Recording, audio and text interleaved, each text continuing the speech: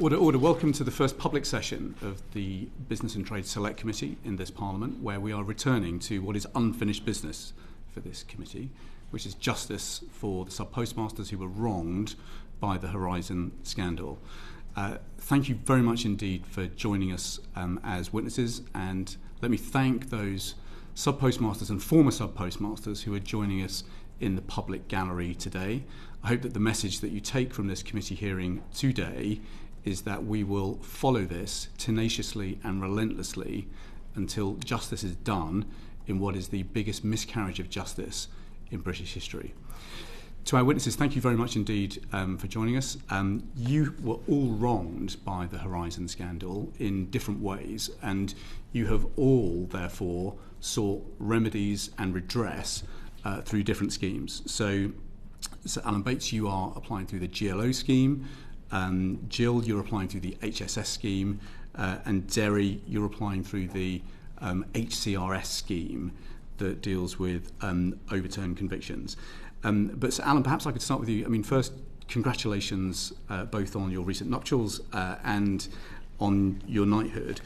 We're now 2,785 days on from when you first commenced your action against the Post Office. Have you now received your settlement for redress? No. What on earth is going on? I wish I knew. I think the bureaucracy of the whole thing is definitely a big problem. It's funny, I've jotted a few notes down. My initial claim went in on the 12th of October 2023. So it's over 13 months now since my original claim's gone in for the scheme. I've received my 80% of the offer, which, like most people have, which is all very well and good, but we don't seem to be getting very far forward.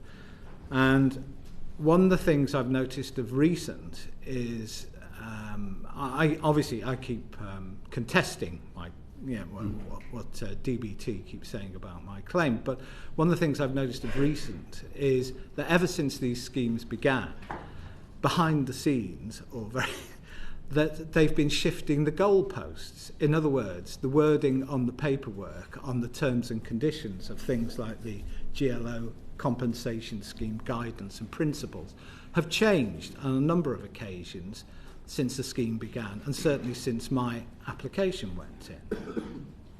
So what do you think is going on here? I don't know. I really don't know, and I think this is something that we're quite pleased that you're looking into, the committee's looking at. They do get bogged down. I think you'll hear from the lawyers later some of the problems they've had along the way. But speaking for my own personal case, is I don't know whether it's something personal about my case or whatever. I know I'm towards the front of a lot of the claims, but it's they just seem to be. You're told it's one thing, the scheme, and then you find out it's something different. Perfect example of that is when we started off this scheme, it was never meant to be purely about legal considerations, legal technicalities in anything. But they seem to be applying this the whole time. Legal tests seem to be key, the whole point. Now, to give you an example of what I've just been saying about them changing or shifting the goalposts in it, in the original GLO scheme guidance and principles, I'm only going to do the front page, I'm only going to do one of the paragraphs as an example in there. In the original one, it says, in point 1.2, in awarding compensation to postmasters, the scheme will be guided by consideration of fairness in addition to applying established legal principles. Was your offer fair? Sorry? Was your offer fair? In whose eyes? This is the big thing. Where's the fairness test come in? But I'll get to that in a moment. But what I would say, the more recent version, 29th of November 23, that has changed. That it actually says the central goal and key overriding principle of the scheme is to deliver compensation to eligible postmasters full and fair, restoring them to a position that had not been in. Decisions will be taken in light of established legal principles. Purely, what they've lost from that is fairness out of that phrase there, even though they do repeat fair and whatever, fair and full. And the other point on that test is where we're not clear about where fair comes in. Further on down, 2 sections down, it actually, 2 paragraphs, or 2 sentences down. The scheme will take into account all relevant facts and matters presented at the claim in order to produce a fair result for the sub-postmaster. Yeah. Now, is it in the eyes of the postmaster that it's fair, or is it in the eyes of DBT? They think it's fair. There's no clarification on the fairness test in all of this, and I think that does cause a bit of a problem. So we've got a missing fairness test, you would say? I would say that at the outset. Well, it promises in the initial paperwork, it promises to a fairness test in addition to the applying established legal principles, whereas later on, the version that's there, it only mentions established legal principles. Yeah. It's dropped the fairness from there. And the stage of the process where this is going wrong is in the negotiation. So there was an initial offer put on the table, and it's now being negotiated endlessly by the sound of it. In my case, I wasn't involved in my original claim in putting with the figures for my claim. That was left to my solicitors and also to the accountants they were using to assess everything. So they put my claim together. They submitted it, I agreed it, I submitted it. All I did is provide information and answer questions that they wanted in that case. It was rejected, so it came back. And I looked at it at that point there, and I actually reduced what my claim was because I felt that was fair. That was me applying the fairness rule. But it was still rejected by DBT when it went back. And then they just processed it through the different stages. They tell you why it was rejected when they rejected it? Oh, they just don't agree. Don't agree with it. I'm trying to understand what you think is the motivation here. I mean, is it lawyers just trying to keep the bill down? Are they trying to time people out so that people basically die before they get their redress? What do you think is the motivation here in those that you're negotiating with? I think there were a lot of loose ends when the scheme was set up, and these should have been nailed down to start with. I also think that ourselves, like the JFSA, or even the lawyers, weren't involved in the finer details or how the briefing of the government's lawyers who were assessing these claims, how they were going to be instructed to deal with them as well.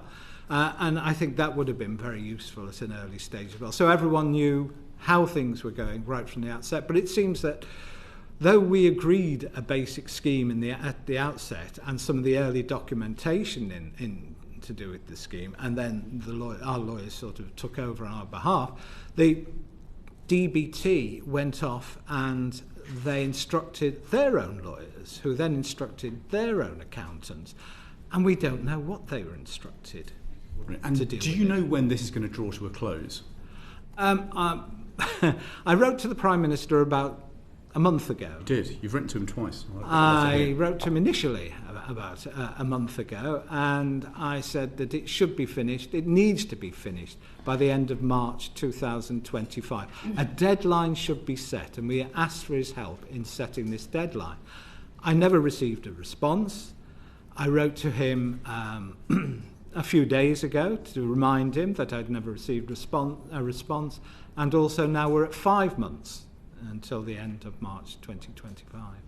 So the Prime Minister said on LBC on the 5th of January, he was obviously leader of the opposition then, he said this to the government. He said that the government should now, quote, get on with it, do at least get that bit right. But you've not yet had replies to your letters to the Prime Minister about setting a deadline. That's quite right. And deadlines do need to be set. You know, you can't have an endless piece of string in this. People have been waiting far too long, over 20 odd years. There's over 70 have died along the way in the GLO group in there. There are people, well into their 80s now that are still suffering and still having to put up with this as well. They shouldn't. They really shouldn't. What happens if this drags on for forever and a day? Would you ever go back to court with a crowd-funded campaign for justice? I would never say never. I mean, it is a consideration. I will not say I haven't spoken to people about this, but I do know if we decide to go down that route that we're going to halt the current scheme, and it's going to be at least another 6, 12 or even 24 months before it moves forward in that direction. Now, that might be a choice people are prepared to take. I mean, we've got a group meeting coming up in a few weeks' time, and that's one of the options that we're going to discuss. That and a few other options as well. But we've got to move this forward, and hopefully after today you'll be able to bring a bit of pressure to bear on them as well. It's the deadlines that need to be set in this. They're terrified of having deadlines set, the department. Thank you, Liam, and thank you very much for joining us, and it's wonderful to meet you. I wanted to just pull up a little bit more on what Liam was just saying, if I could, Sir Alan, because you previously spoke about how you don't think that the financial redress was either fast or fair, and I think you've been more than fair in your response to Liam, but I wondered if you could paint a bigger picture as to what do you think is fair, rather than allowing someone else to set that standard of fairness. What would you say if you were to write that standard? Well, I know there are people who are working their way through the scheme and who are achieving and settling their claims. And I believe, because I get letters and emails from them, that they've felt that they've had a fair offer or they've accepted a fair offer. But when you're starting, or when you're being offered a third of the amount in the first instance and all the rest of it, when your claim's been put together by professionals with the support of legal professionals, by the support of accounting professionals, and then you've got to, if you like, argue your way all the way from the ground all the way up in it, it doesn't seem very fair, does it, if you're starting from there? So it's a tough battle, and we shouldn't need to do that. And I think you've partly answered what I was going to ask, which was about how you feel other members of the Justice for Subpostmasters Alliance feel about that fairness. So some clearly think they've got a fairness, but what you are describing is that they're very different experiences of this. And have you got any sort of stories that you wish to share from the members of the organisation? Well, I think the lawyers will be able to give you sort of numbers involved in this, who are through and all of that. But the impression I get is certainly those who took the 75,000 offer in the first instance and they've moved on. I think they've obviously felt it was a fair result for themselves in there, and they can get on with their lives because obviously their claims were relatively small. There then have been a proportion of people who also have lower ending, above the 75,000 but lower claims, and I think they're working their way through, and those have probably been resolved. And I know some of the more complex cases have as well. But the bulk of those that are left, the few hundred that are still outstanding, they're probably the more complex cases, and they're the ones that are going to take a lot longer to resolve, and there are going to be far more challenges along the way. Thank you. I may not briefly, and then Rosie Writing. Thank you, Chair, and thank you for being here today. Just splitting the kind of four schemes into two, so there's two with a C in it, conviction in it, OC1 and HCRS, and then there's GLO and HSS. So just focusing on GLO and HSS, where people were not actually convicted, if I'm correct. So in both the GLO and HSS, we're looking at a 75,000 as a kind of the headline sum. I mean, I think you've really answered quite a lot of my question I was going to do, which is that seems to be, given the misery that people went through, frankly, to be not very much money for the years and years of pain. And that is why, presumably, a lot of people are like, hang on, this is worth arguing about, because 75,000 just doesn't cut it. And I'm not sure whether the DBT actually are on the same page on that. What's your view of that? Well, I think I think the 75k was a band brought in because there were a lot of smaller claims in there, and I think that was a good option to sort of, a few thousands or something of that nature, or 10,000, 20,000. I mean, as I say, the lawyers will probably be able to answer those questions better than me on this.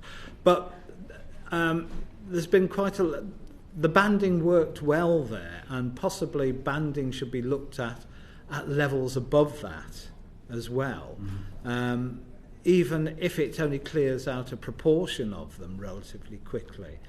It could be an option that could be, explored quite quickly, I think, by quite a few individuals. Thank you. Thank you. Rosie Rising. Thank you, Chair, and thank you for coming in today. Jill, I understand you're here on behalf of your mother, Janet. I was just wondering if you could tell us a bit more about her story. I've wrote a little bit down. Am I okay reading that out? Yes, of course. Yeah. So my mother was a postmistress for almost 16 years. Like a lot of other postmasters, she was highly regarded in the community. Our first office, she won Best Post Office and represented the North East in the finals in London. Our next post office that she bought had the Horizon system fitted more or less after taking over, and the problem started immediately. The helpline were just giving her the same answers all of the time. It was just, no one else is having this problem, and you need to make good the shortage. Finally, after several requests, we did get a gentleman to come out and have a look and sort of do an audit and see where the problems lay. He couldn't solve the shortage problem, and again he told me mum to make good the shortfall.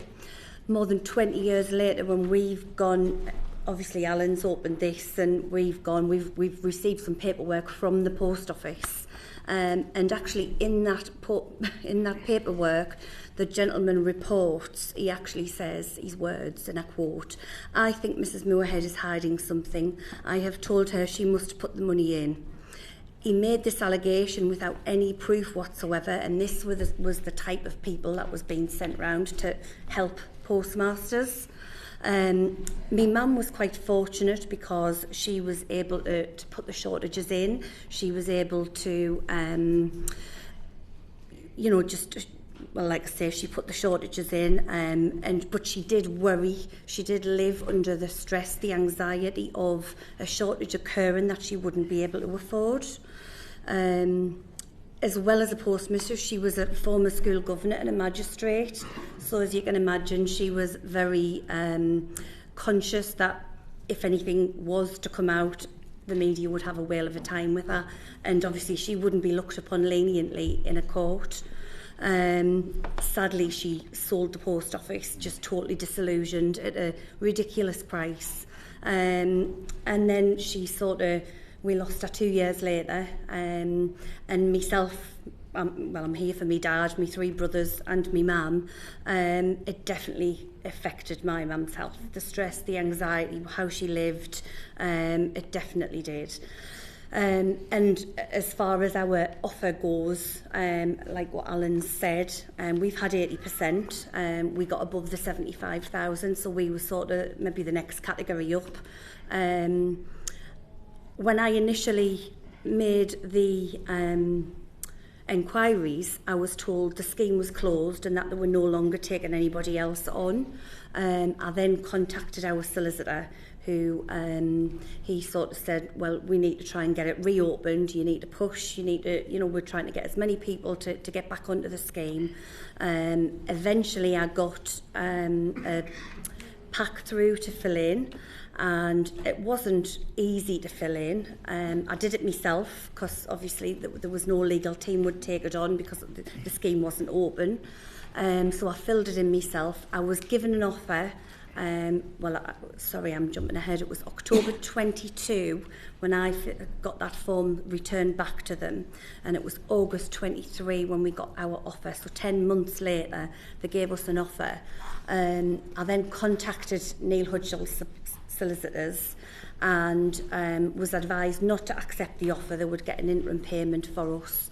And since having the solicitors deal with us, our offer has turned out to be just over a quarter of what has actually been found in the forensic evidence of what we lost.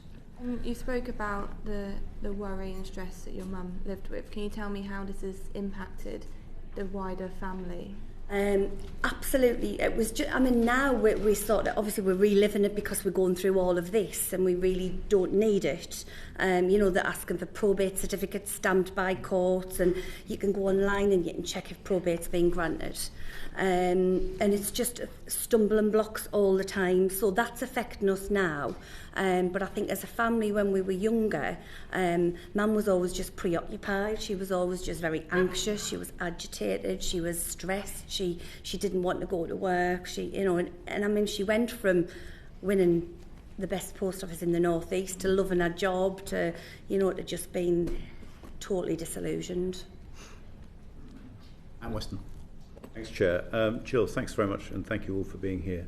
Can you just talk through a little bit more about the experience that you have felt going through the HSS scheme? Well, it's not very user-friendly. It's very legal. The letters that we've received, they're not nice letters. They're not letters where you think, they're trying to help you or you're gonna get through this. And I think it's more about the time. I'm sort of doing this now for my dad. My dad's 74. He's had 10 years without, it was 10 years yesterday since we lost my mum. He's had 10 years of not having mum, and then the previous years before that, 11 in the post office, of just constant battling with shortages and it's just... When the post office first made you an offer, did you consider it to be fair? We did, if I'm perfectly honest, we did consider it to be fair because we weren't aware of what we'd actually lost. We contacted the post office and they sent us all the documents they had, redacted letters and what have you, accounts, but there was 5 years missing. There was 5 years of data missing. And then there was points of the claim that the solicitors have pointed out which weren't made aware to us. So, like for instance, cost of the property. Mum sold it and she sold it at a loss to get out. But we didn't think that would have increased by the time she would have sold it in maybe years to come if this hadn't happened with the post office. So the points like that the solicitor sort of helped us with, and that's, like I say, increased our case. And our offer that we've received, like I say, it's a quarter, just over a quarter of what we've actually lost. You mentioned in your earlier remarks about the fact you submitted back in, was it October 22? October 22. And you didn't get a response until August 23, 10 months. Why do you think it took so long? I really don't know. I put it down to maybe the scheme being closed and them just sort of putting them to one side to see whether they were going to reopen it or not. I don't know. I can't answer that. Okay. You're talking about, I'm sorry about the loss of your mother 10 years ago yesterday. And clearly the anxiety played a big part, I'm sure, or can imagine, on her illness. You said that the lawyer told us that, your lawyer told us that the post office had said that stress really didn't play a part, and that you couldn't demonstrate or couldn't prove that had an effect. What was your reaction to that? I think it's absolutely disgraceful because I really genuinely believe that the stress shortened my mum's life. It's been proven stress does, brings on all sorts. But yeah, I think it's absolutely disgraceful. you can't put a price on that. How do they know what they didn't live in the shoes? They don't know. Okay. The other thing that your lawyers have said is that in disclosure provided by the post office, that they laid blame on your mother for the shortfall losses. Can you tell us a little bit more about that? Well, we only found that out when we received the paperwork from the post office after I'd filled in the form. And so, like I say, more than 20 years later, and there was a redacted letter, and like I say, it literally said, I think Mrs. Moorhead is hiding something, and I've told her to put the money in.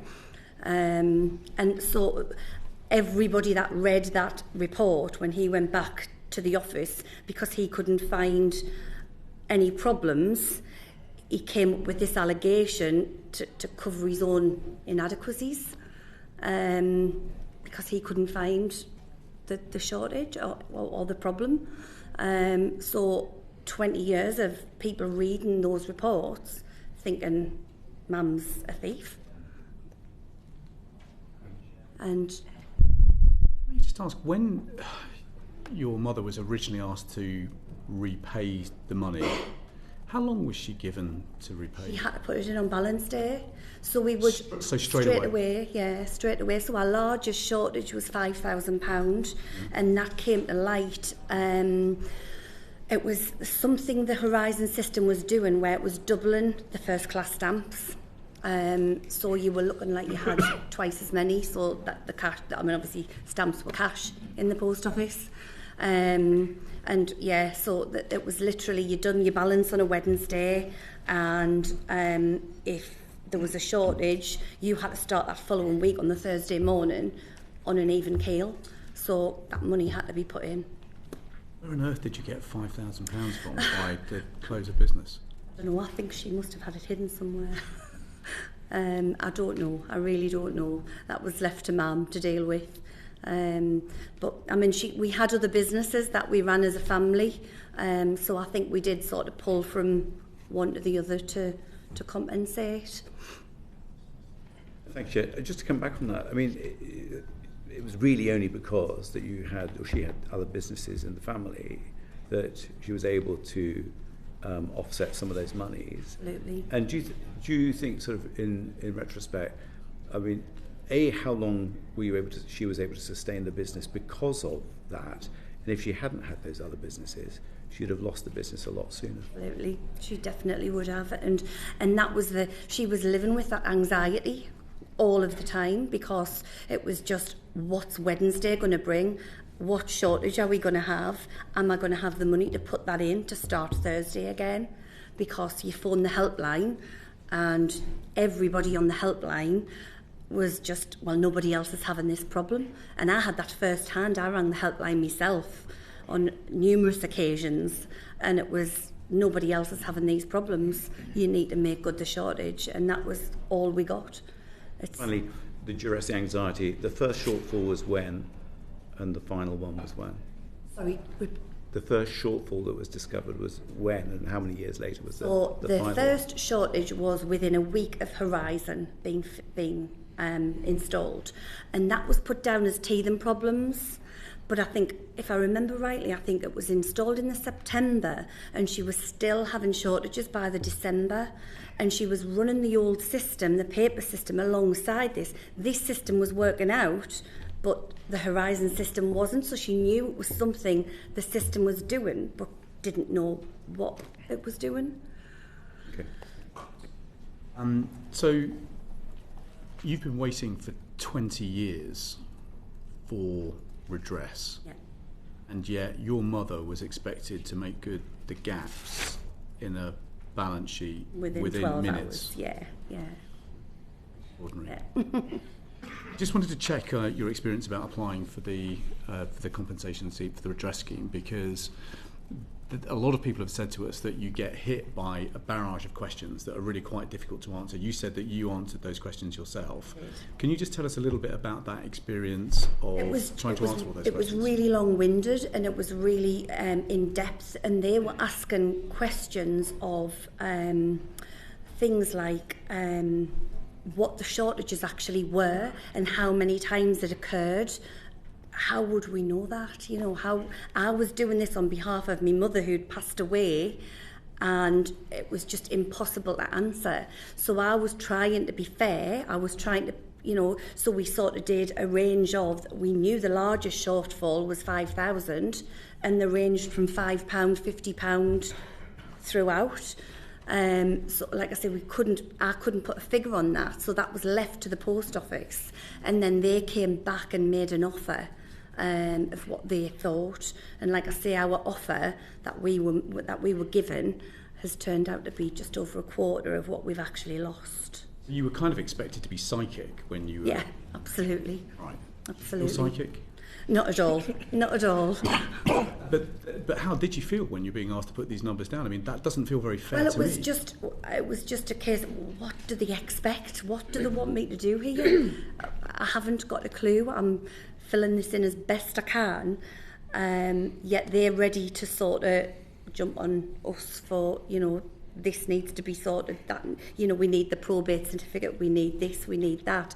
Yet they were expecting me to know the figures from 11 years ago at the time. Sorry, 20 years ago. Yeah. Would it have made more sense, do you think, if you were actually given a bit of legal or other advice and support up front? Yeah. When you were filling that form in? Yeah, definitely. I think, I mean, it just goes to show that asking me for figures that they haven't even got themselves, because when I did get the data that we requested, there was 5 years missing that they didn't have, yet they expected us to know what we've lost. Yeah. Let me come to Joshua Reynolds, Charlie, and then I'm going to come to Gregor to move us on. Thank you, Chair. Jill, your scheme's being administered by the post office. Yeah. So was the expectation just fully on you to deal with all of this, fill these forms out, have everything? Were you given any support by the post office in terms of trying to get that? Nothing at all. Even though they knew, obviously, with the 5 years gap in the middle, they knew the numbers that they were expecting you to just provide them? Yeah. Why? I have no idea. And when they sent the documents that they did have, they were practically ineligible. You just couldn't read them. You had magnifying glasses on them, and they were so tiny. It was just disgraceful, but it wasn't helpful at all. The expectation was for you and other Subpostmasters to be able to do all of this, fill everything in, have all of that expertise around you, when the post office themselves had no idea in reality, because you couldn't decipher it. There was no way they could. Yeah, exactly. And like I say, they expected us to have figures that they didn't even have. Yeah. Charlie? Yeah, thank you, Jill. Thank you. Just playing that back about your mum putting in money repeatedly, and then finally the post office or the auditors of the post office work out that actually, you know, that there was a 4 times differential. So they ultimately were able to figure out what she had put in, and if they could work it out for your mum, then why aren't they working it out for every single one like that? I think for myself, what they've worked out is that there's things that I didn't know I would be able to claim for. So I filled the form in as best I can, and I sent that off. We've got the offer. It's then gone to the solicitors, and then if there was, so for instance, there was a distress and inconvenience, we'll pick on. You can't put a figure on that. It's not actual. You can't put a figure on it. So they just gave us nothing. We just got nothing. There was 3 headings that fell under the unquantified. It was said, and that was because we didn't put a figure on it, because we didn't know and we couldn't. So they just decided, they'll not get anything for that. Distress, personal injury. I think personal injury was at the 8,000, if I remember rightly. Yeah. Do you think that what the post office asked of you was fair? Absolutely not. No. And I mean, even if Mum had been alive and they'd asked Mum, she would have known more than I did. They knew I was making the claim on behalf, and they knew I wasn't the postmaster. They knew I just worked in the office. So absolutely not, no, it wasn't there. Did the amount of detail that they asked for, did that slow down your claim? Yes. Did. It must have took us 2 months to fill the form in. Wow. Yeah. Thank you. Thank you, Liam, and thank you so much for coming today. So your mum was obviously running a paper copy of what was happening and also the Horizon. Yeah. When did she present the case to the post office to say there was discrepancies, and when did they actually start taking note? We made lots of phone calls about little shortages, and again it was just, they would just tell us to put it in. I mean, I've seen me and Mum, the programme that was done with Alan, when Joe Hamilton was on the floor with the dockets, that totally resonated with me, because I've done that with me Mum. Yeah, so it was just... Sorry, can you repeat your question there? So, as you're running the paper copy and the Horizon, when did you first alert the post office saying there's discrepancies between what the paper's running and what is the Horizon systems running? That was the December, when the gentleman came out to the office and we showed him what we'd been doing, and he just wouldn't... How many times did you have to speak to them to say there's actually something wrong now with the system? When did you identify there's definitely the system problem? I would say the December. I would say the December time, yeah. Mm-hmm. All right, sorry, just to follow up on that question. The person that was sent out to look at the books, were they an accountant? I don't know who they were. If it was just a gentleman that worked for the post office. No. And he sort of came out, done an audit, and yeah. So you don't know if they were qualified to assess a set of financial books in front of them? I don't know. Thank you. You're shaking your head, Alan. No, I did a Freedom of Information request about the qualifications of the so-called auditors that Post Office sent out. And there weren't any. There weren't qualified auditors as well.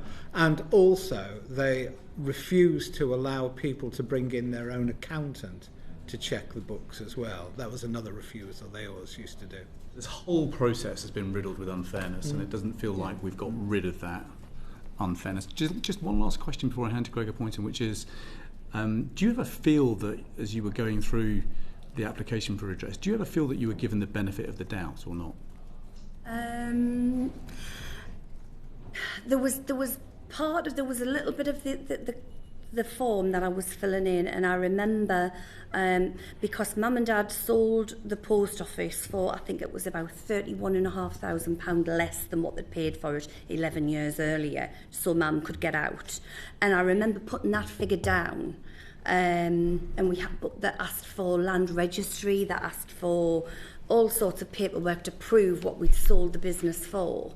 We had to get figures from our solicitor to show the goodwill, the fixtures and fittings, and then obviously the property prices. So we had to get all that to prove that. And I think they did offer us the 31.5 to sort of meet that. But if I'm perfectly honest, no, I don't think there was no benefit of doubt given. Despite I think it was everything just, the post office put you through, despite all of the time, there is still no benefit of the doubt along the way. Gregor Poynton. Mr. Lewis, to you next. We're going to look at the administration structure of the redress schemes, but I think it's just important to hear the human story before we start, sir. So be keen to hear from you in terms of your story and the impact that's then had on you. Okay, well, a lot of what I heard resonates very closely. It's 6 years tomorrow that I lost Mum, and she used to work for me before her retirement with me in the post office. I ran the post office in Penrhydeudraeth I ran the shop from 1979 till March this year. I ran the post office from 1985 till the 15th of March 2011. Beware the Ides of March. We'll never have such a... I should have listened more to my English literature master at school. When everything went belly-shaped. We'd worked with Horizon until the previous August, September, when they did the upgrade. And that's when we started getting massive shortfalls. I was a senior county councillor. My MP who's here today, sat on the same cabinet with me on Gwynedd Council, and public duties were my life.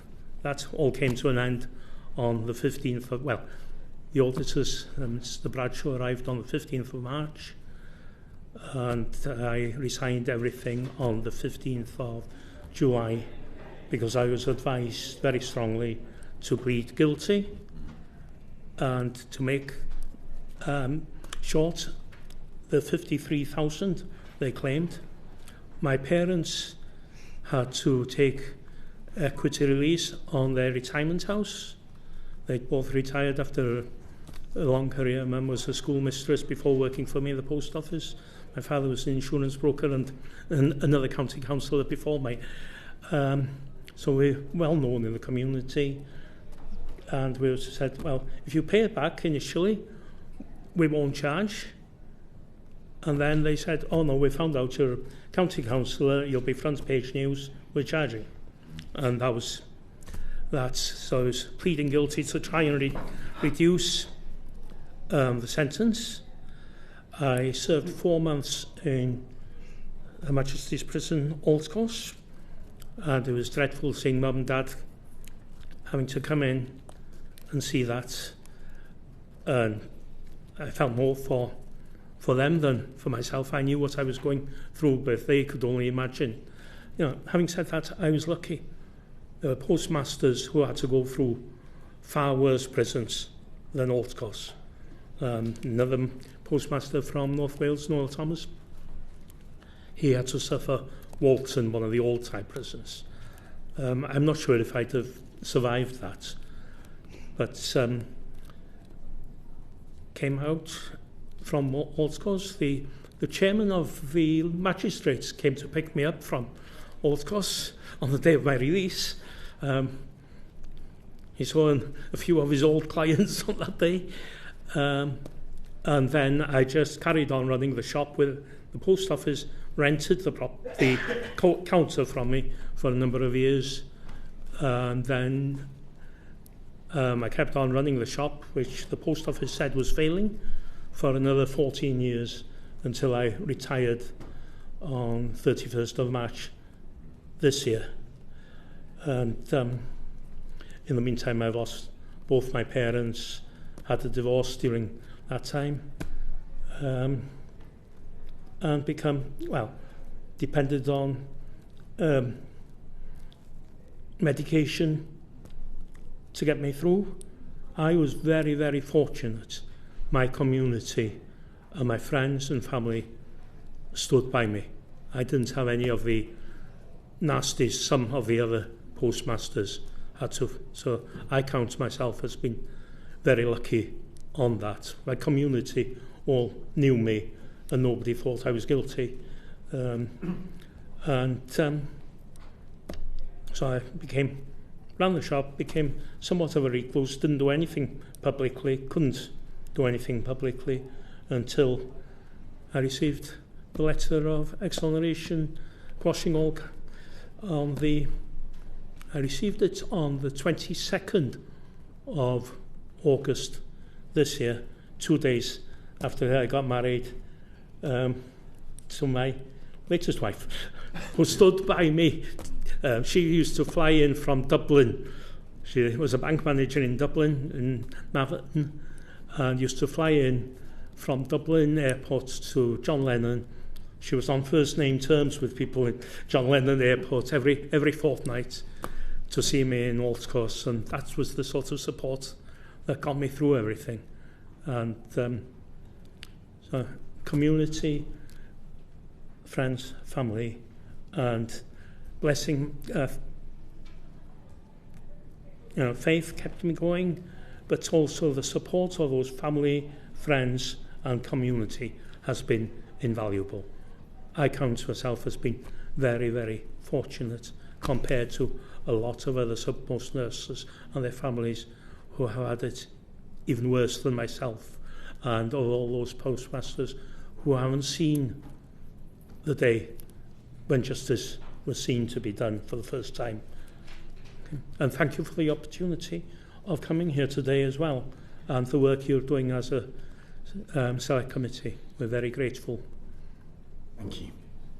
Yeah, Mr. Lewis, you'd mentioned that the problem seemed to start when the upgrade came in. I'd be just interested to hear what you were seeing in that period, and if any communication you had with the Post Office about the problems you were seeing. My retail support manager was very good and was trying to get to the bottom of things and couldn't understand. And the line was, well, yes, we're aware of everything. Leave it with me, we'll see what we can do. And that carried on until the March when the auditors came through, and then when the heavy mob and Mr. Bradshaw, the investigator, came through and started making the threats and saying, well, yes, come up with a good story. Yeah. So you could tell there was something going wrong, but they couldn't. They weren't No. really helping. They weren't trying to get to the bottom of it on a No. discussed it on a sort of good faith basis. And then suddenly there was an investigator at your door, banging on the door, asking for the money back. And at that point, you know, you mentioned you were looking to then find a solution. I mean, how were you able to? You said it meant your family were having to take money out of their homes and so on. So is that where you were looking to get to with Well, before that, because I was so concerned about it, I approached my MP at the time, and I approached my bank to see anything we could put this in to try and see that we could go through it. And there was nothing we could do. This was 3 years after the crash. So, and the only people that didn't support me through the whole of it were the banks. The banks and the post office didn't basically want to know. Joshua Reynolds. Sorry. Thank you, Chair. You've used the word fortunate and lucky, and I don't want to speak for other members of the committee, but when I hear you say those words, it's heartbreaking for me, because you are an upstanding member of your community, and the fact that you feel lucky and fortunate because it's not as bad as others experienced is truly awful. I want to talk a little bit about your experiences going through the Horizon Conviction Redress scheme. How has that process been so far? Having listened to Alan and Jill, this started on letter of Poshing arrived on the 22nd of August. We were told that the redress scheme was in place and that we had a choice of taking the 600,000 or fighting for more, but that an initial payment of 200,000 would be made in 2 to 3 weeks. That was the understanding that we had, and that's my solicitors at Hudgell's had. Started off, that was the first letter from Ministry of Justice. 2 weeks later, we had another letter from Ministry of Justice. They'd mixed up the reference numbers, my case numbers. The case numbers on both letters were the same. So we're not quite sure what the situation within Ministry of Justice was. When the Department of Business and Trade finally agreed that they'd had the right reference number, which was the same one,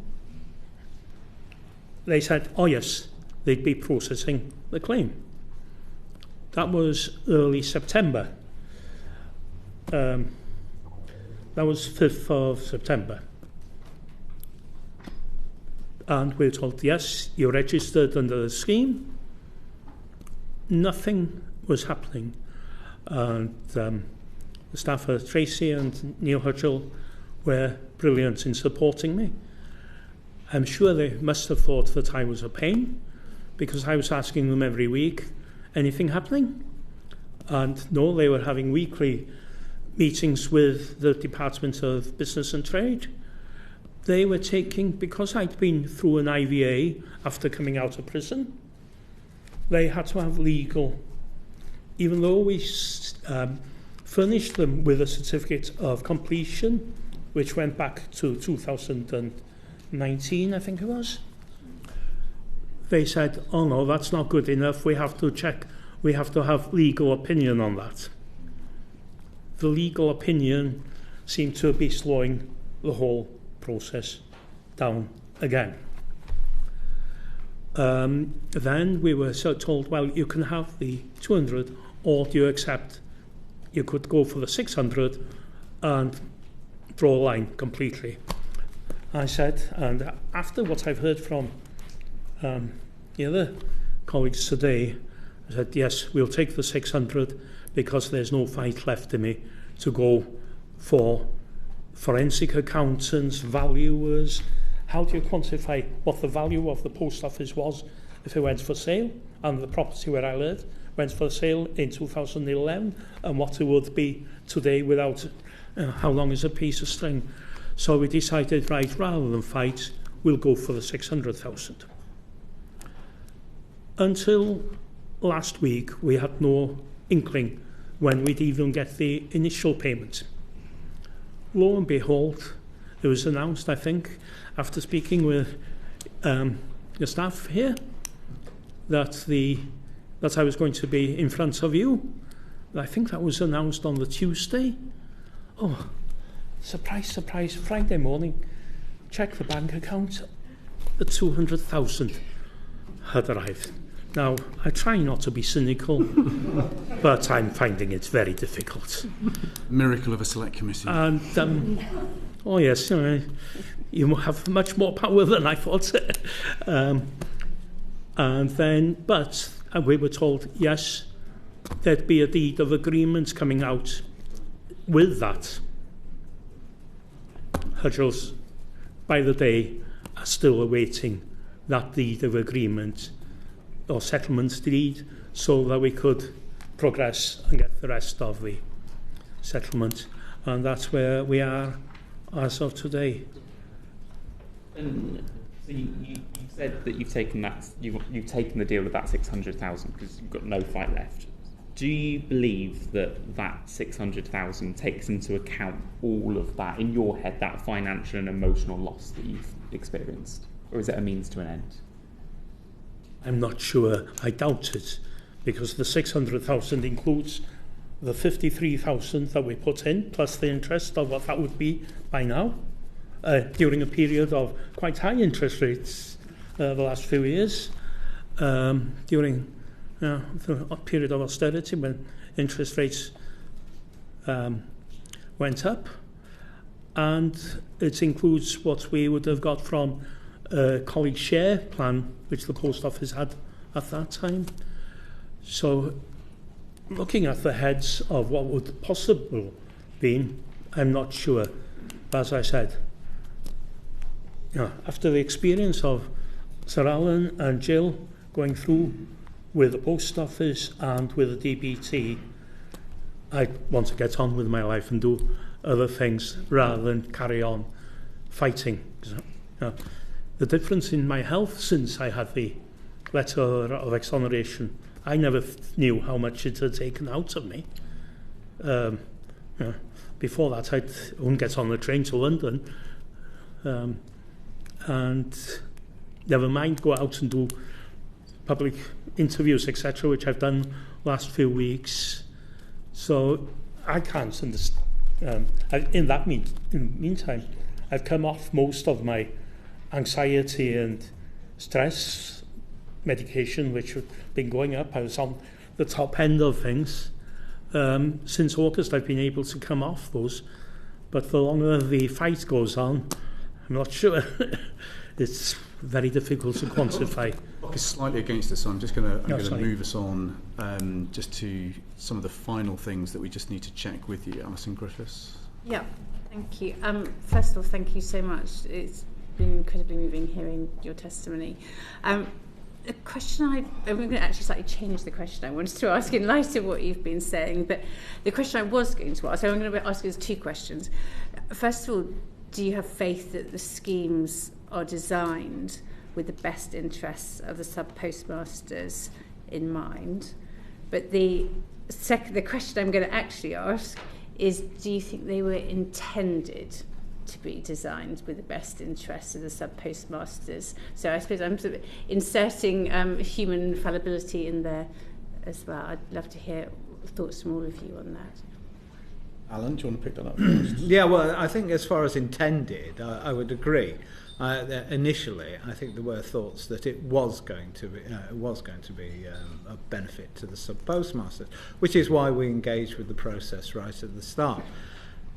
How it's turned out is it doesn't seem to be for the benefit of it. It does seem to be for the benefit of the department more than anything else, to run it through at their speed and on their say-so. Can I just divert that question or the answer to that slightly and answer something I just thought about afterwards from the fellows asked earlier? It was about the if we went to court with this matter, and I was saying it might take 6, 12, another 24 months in there.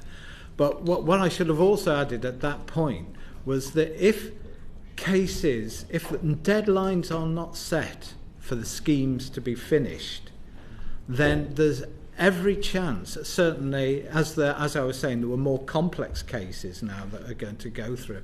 If they run the full gauntlet of what's available or part and parcel of these schemes, which is, to go back and challenge them a few times in there, then to take it to a panel and all the rest of it in there. If 100 or 150 cases decided to do that, that could take years in its own right to get that far. So it might be quicker for us to go back to court and get an end of a 12-month sort of finish line that we know we can achieve. This is one of the reasons why we feel a deadline must be set for these schemes. Sorry, I took it slightly different. What was your perspective on that question? So on the question I was asking, whether you had faith that the schemes are designed or intended to be designed with best interests. I think the intent was there, yes, on paper, but I think when it's come down to actually dealing with it, there's just too much red tape, there's just too much, they're just wanting proof of everything, and so no, I don't think it's got the best interests at heart for that reason. I have my doubts. I think that 3 things that still concern me. One is nobody has an idea where the 600,000 came from as a figure. Was it just a figure plucked from the air? In the recent budget, the Chancellor announced 1.8 billion for the whole package. The previous figure that we understood was 1.2. We don't know if that 1.8 is extra to the 1.2 or total, or is it does it include all the claims? Does it include the legal costs? We don't know. And then the other one, finally, is this business on timetable. I noticed yesterday the head of the 4 redress schemes at the post office told the public inquiry that, 302 million out of 1.22 or 1.8 has already been paid out. But by March 26, he expects it to be up to 1.5 billion. Now, a realistic timetable, thinking of the age of postmasters and what we've been through, I believe a realistic timetable would be March 25, not 26, for the whole settlement of, I think, that is the final message I'd give over. And if you think that these are for fairness for the postmasters, I think that's what I'd take from today and emphasise is, where did the 600k come from? Where did the 1.8k come from? And where is the timetable to aim a finish line for everybody that's going through all this additional pain now? Very useful, thank you. Lastly, Antonia Vance. Thank you. So this is redress for what everybody accepts has been a massive miscarriage of justice. And it seems completely inappropriate for the processes to be so slow, so very legalistic, for the proof needed to be so high. I wonder if there were a way of doing this that could have a lighter touch in terms of the burden of proof needed and the weight that places on people to prove down to the minute detail their claim. And I wonder if you wanted to comment on that. I think for me, as far as that goes, so the post office know who were postmasters, who were postmistresses, and for how long. They know when the Horizon system was fitted. They know when the postmaster left. Within that time, they know, because of what's come out about the system, that the postmasters and mistresses have been cheated, and they need to deal with it. Anyone else want to pick up that question? Do you want to just put it again, Antonio? Well, I did hear the question, and I was thinking about it just then. And I think a lot of the comments that I might make, I think you're going to hear probably from the lawyers, the solicitors, yes. When you, and I think that it's probably more important to hear it coming from them. You'll believe it more from them than from me. Well, look, that concludes this panel. I want to thank you for the courage that you've shown, all of you, in coming forward and speaking today. This is not an easy thing to come and give evidence to a commission like this, and I want to thank you for your tenacity in pursuing this. What you've told us today is that after all of these years, even though you may have had minutes or hours to make good shortfalls, after years and years, you've still not had the redress to which you're entitled. You've told us that there's not enough help up front in actually putting the claims in. You've told us that fairness is getting lost when offers are put on the table.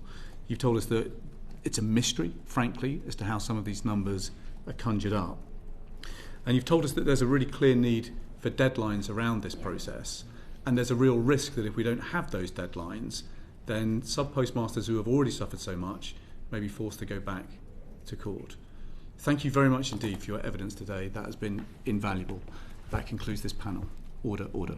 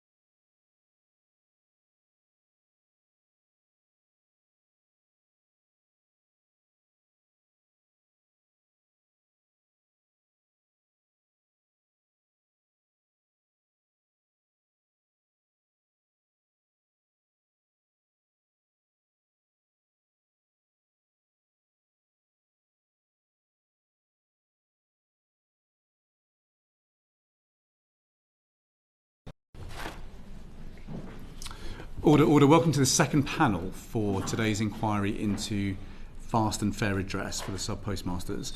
I'm very grateful to our group of lawyers who have worked incredibly hard for many wronged sub-postmasters in coming and giving evidence today. And because you're lawyers, we're going to have to read the sub judice resolution to give you the protections that you need. So at the start of, so there are relevant active legal proceedings relating to Horizon before the courts. In December 2022, Mr. Speaker exercised his discretion in respect of matters sub judice to allow references to those proceedings as they concern issues of national importance. That waiver is ongoing and it applies not only to speeches made by members on the floor of the House, but to remarks by both members and witnesses at today's oral evidence session. Nevertheless, members are urged to exercise caution in what they say and to avoid referring in detail to cases that remain before the courts. Members are also urged to bear in mind that Sir Win Williams Post Office Horizon IT inquiry is ongoing.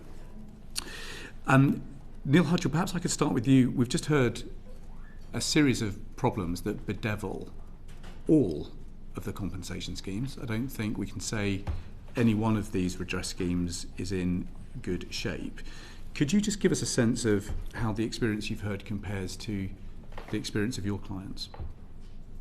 Well, the two clients of mine that spoke today, Dewi and Jill, are pretty representative of the 400 or 500 personal stories that I've heard before. You know, each case is very tragic on its own circumstances. I think these are very humble, generous people. You know, you heard Dewi talk about how he felt fortunate, and I mean that really resonates with everyone, I think.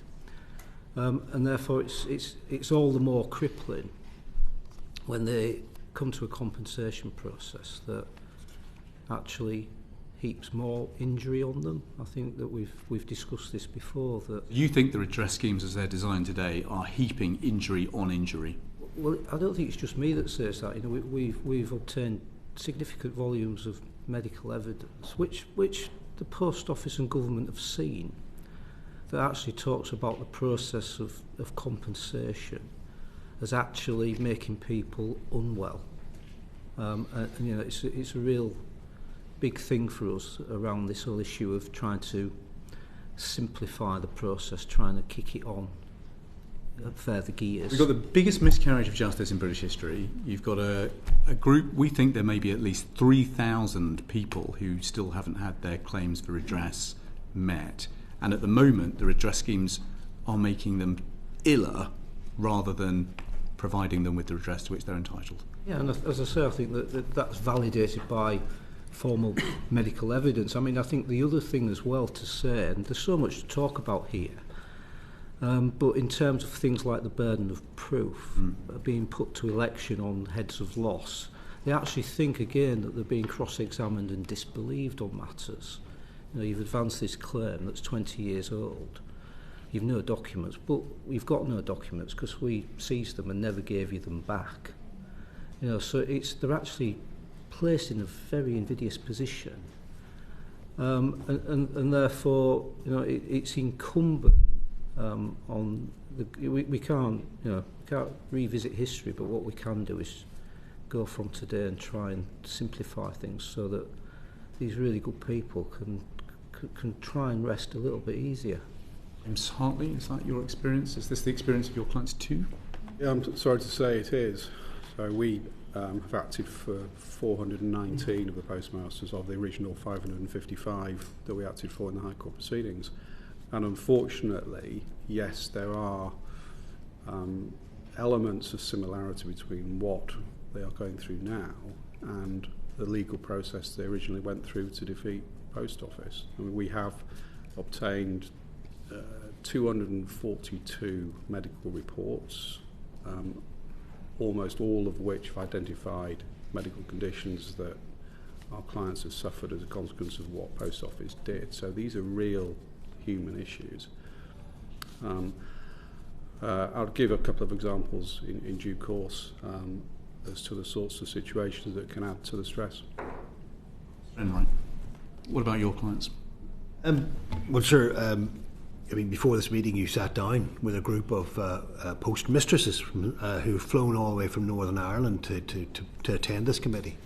And during that meeting, they wept as they spoke to you, describing not just the financial losses, but the loss of dignity and their good name, which burns within them to this day. And they sit behind me.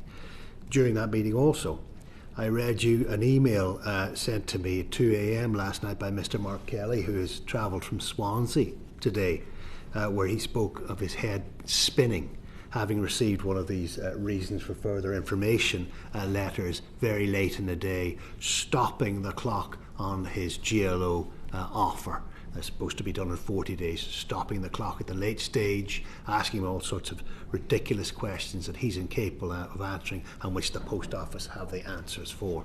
So, Mr Byrne, you, and indeed many members of the committee, you understand only too well the utter devastation that has been caused in every single community in this country, because of course all of us know a victim of this scandal, because all of us have a postmaster or a postmistress a few hundred yards up the road from our homes. Thank you for helping set the stage. We're going to go into each of the schemes now in a little bit of detail, because we need your help in developing recommendations for ministers about where the problems still lie. So if I could have the first slide on the GLO scheme, and I'm going to ask Matt Weston to lead the questioning. So, is it going to come up? Or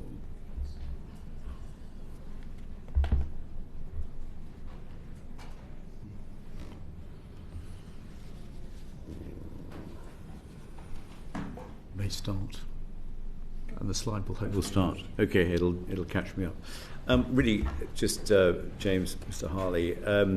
I understand you were before the committee before, and at that time you spoke about areas where you felt that the offers weren't fair, and I just wondered what improvements have you seen since then? Well, the 213 of our 419 claims have settled, so that is good news. Within those are the £75,000 claims which were more straightforward. The vast majority of those 213 clients are happy with the outcome. They feel in all circumstances it was fair. However, we still have another 206 to resolve, most of which are highly complex claims involving medical evidence and accountancy evidence. And those, as I think Sir Alan mentioned earlier on, are the more difficult ones which will take time. So the GLO scheme, which is the only scheme we're involved in at present, can deliver fair outcomes. However, the other side of the coin is that unfortunately we are seeing not only delay, which we'll come to, but we are seeing offers which are not fair. And again, Sir Alan mentioned his concern that fairness appears to become the secondary factor behind forensic legal analysis and detailed requests for further information. And that is our experience in quite a few cases, with detailed requests for further information, which also manifests itself in the levels of offers on particular heads of loss, which we feel are too low. There's more to be said about that, but so there's potential for fairness, and there are signs of fairness, but we still have concerns. Just on that, to what extent do the first offers, how do they compare to what the claimants perhaps were expecting? And perhaps Mr. Enright can come in as well. The figures we have in relation to the claims we are handling in the GLO scheme, 20%, 27% of the first offers made, were for less than half of the sum claimed. Wow. Mr. Enright? Yes, and we may touch upon this again, which is the benefit of the doubt issue. A client of ours, I think almost a month to the day, received his first offer under the GLO scheme from DBT, and a whole range of heads of loss suffered by him were reduced by 30% on the basis that there was evidential uncertainty as a result of gaps within the supporting evidence. There are 2 points about that. First of all, Mr. Worthfield is his name, we assisted him in getting a forensic accountant who put forward his losses, and that forensic accountant within that report discounted the amounts claimed on the basis that the forensic accountant themselves could not satisfy themselves in entirety to be able to support the claim. Then DBT themselves double discounted what is being offered by coming back saying that there are gaps in the evidence as a result of absences of evidence. Now, of course, there are absences of evidence because, as Mr. Hudgell has said and Mr. Hartley has said, this is 15 years on since he was forced into penury and when he had to take on credit cards and remortgage his home, etc. How could any one of us here find the evidence 15 years on to demonstrate those types of things? So he is being double punished and being given double the lack of benefit of the doubt. That needs to be brought back into this. Okay. So when you were before the committee before, I think you said that the post, in terms of post office disclosure, that there was a degree of inefficiency in incompetency. Has that improved since you were last before the committee? That is less of an issue now because we've moved on from that. We eventually received the disclosure that we needed from Post Office, but that was only as recently as June 2024, so there were significant delays along the way. But now, current state of the position is that that isn't holding things up. Mr. Enright, in terms of hold-ups and looking at the process spreadsheet, if we look down to in the central block at the top, the first blue point, claimant applies in full, a named case facilitator from Denton's is appointed to manage the case. Now, what really happens is we formulate the claim and submit it to Denton's, who are effectively a highly paid post box. They post it on to DBT's lawyers, Addleshaw Goddard. Why do we need that layer? And what has happened, for example, in just the last 2 weeks, Mr. Keith McEldoy and Mr. Harry, clients of ours, what's happened? They've put their claim in and Denton's haven't sent it on. And so they're supposed to get an offer within 40 days. And we chase up Denton's and say, oh, we missed that, we lost that. It slows the process down. So a highly paid post box that doesn't really work. Which slows it down? Yes. Interesting. A question again for both of you. Mr. Hartley, I think you suggested that that DBT should give Subpostmasters the benefit of the doubt at the evidence gathering stage. Has this actually happened? In many cases, no. And if I can give one example, a recent example, yesterday we received a 3-page letter from Addleshaw Goddard, DBT Solicitors, in response to a claim, and we had produced a psychiatric report, a medical report, which we had obtained for the client. The letter said that they felt the psychiatric report, so this is an expert consultant, was vague and lacking in detail. And this is a report in which the medical consultant had expressed the opinion that there was, on the balance of probabilities, the postmaster had suffered a condition of anxiety and depressive disorder. So medical consultant gives a view on a balance of probabilities, which is in fact is the legal test in this scheme. We then get a letter making that comment and also then following the letter up with 2 pages of questions about this person's prognosis. 2 pages of questions? And their prior symptoms, i.e. addressing the question of whether in fact this was caused by Post Office's actions. Now that is not giving the postmaster the benefit of the doubt. And I think this also links directly into this point around how fairness should be assessed, and indeed the provisions are within the guidelines and principles of the scheme if they are used properly. So the guidelines for the panel, the independent panel, expressly say that the panel and the panel's approach should be the same as DBT's. The panel should approach cases with a holistic approach. In other words, looking at the case as a whole, looking at the postmaster's situation as a whole.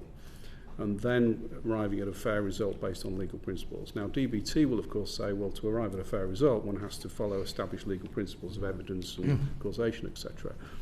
To which we say, yes, but in the relatively large bracket of legal opinion on a particular head of loss, UDBT should be offering at the very top of that bracket on cases by giving the benefit of the doubt and not taking an overly forensic legal approach.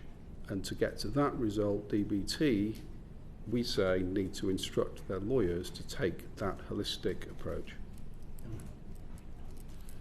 Just on that medical submission, the 2-pager, have we seen that, Chair? Or? No, we've not seen that. Okay, be useful to see, I guess, wouldn't it? Just in terms of the dealings, Mr. Enright and Mr. Hartley, your dealings with Adelshaw, Goddard, and Denton's, have you had any positive experience in those dealings?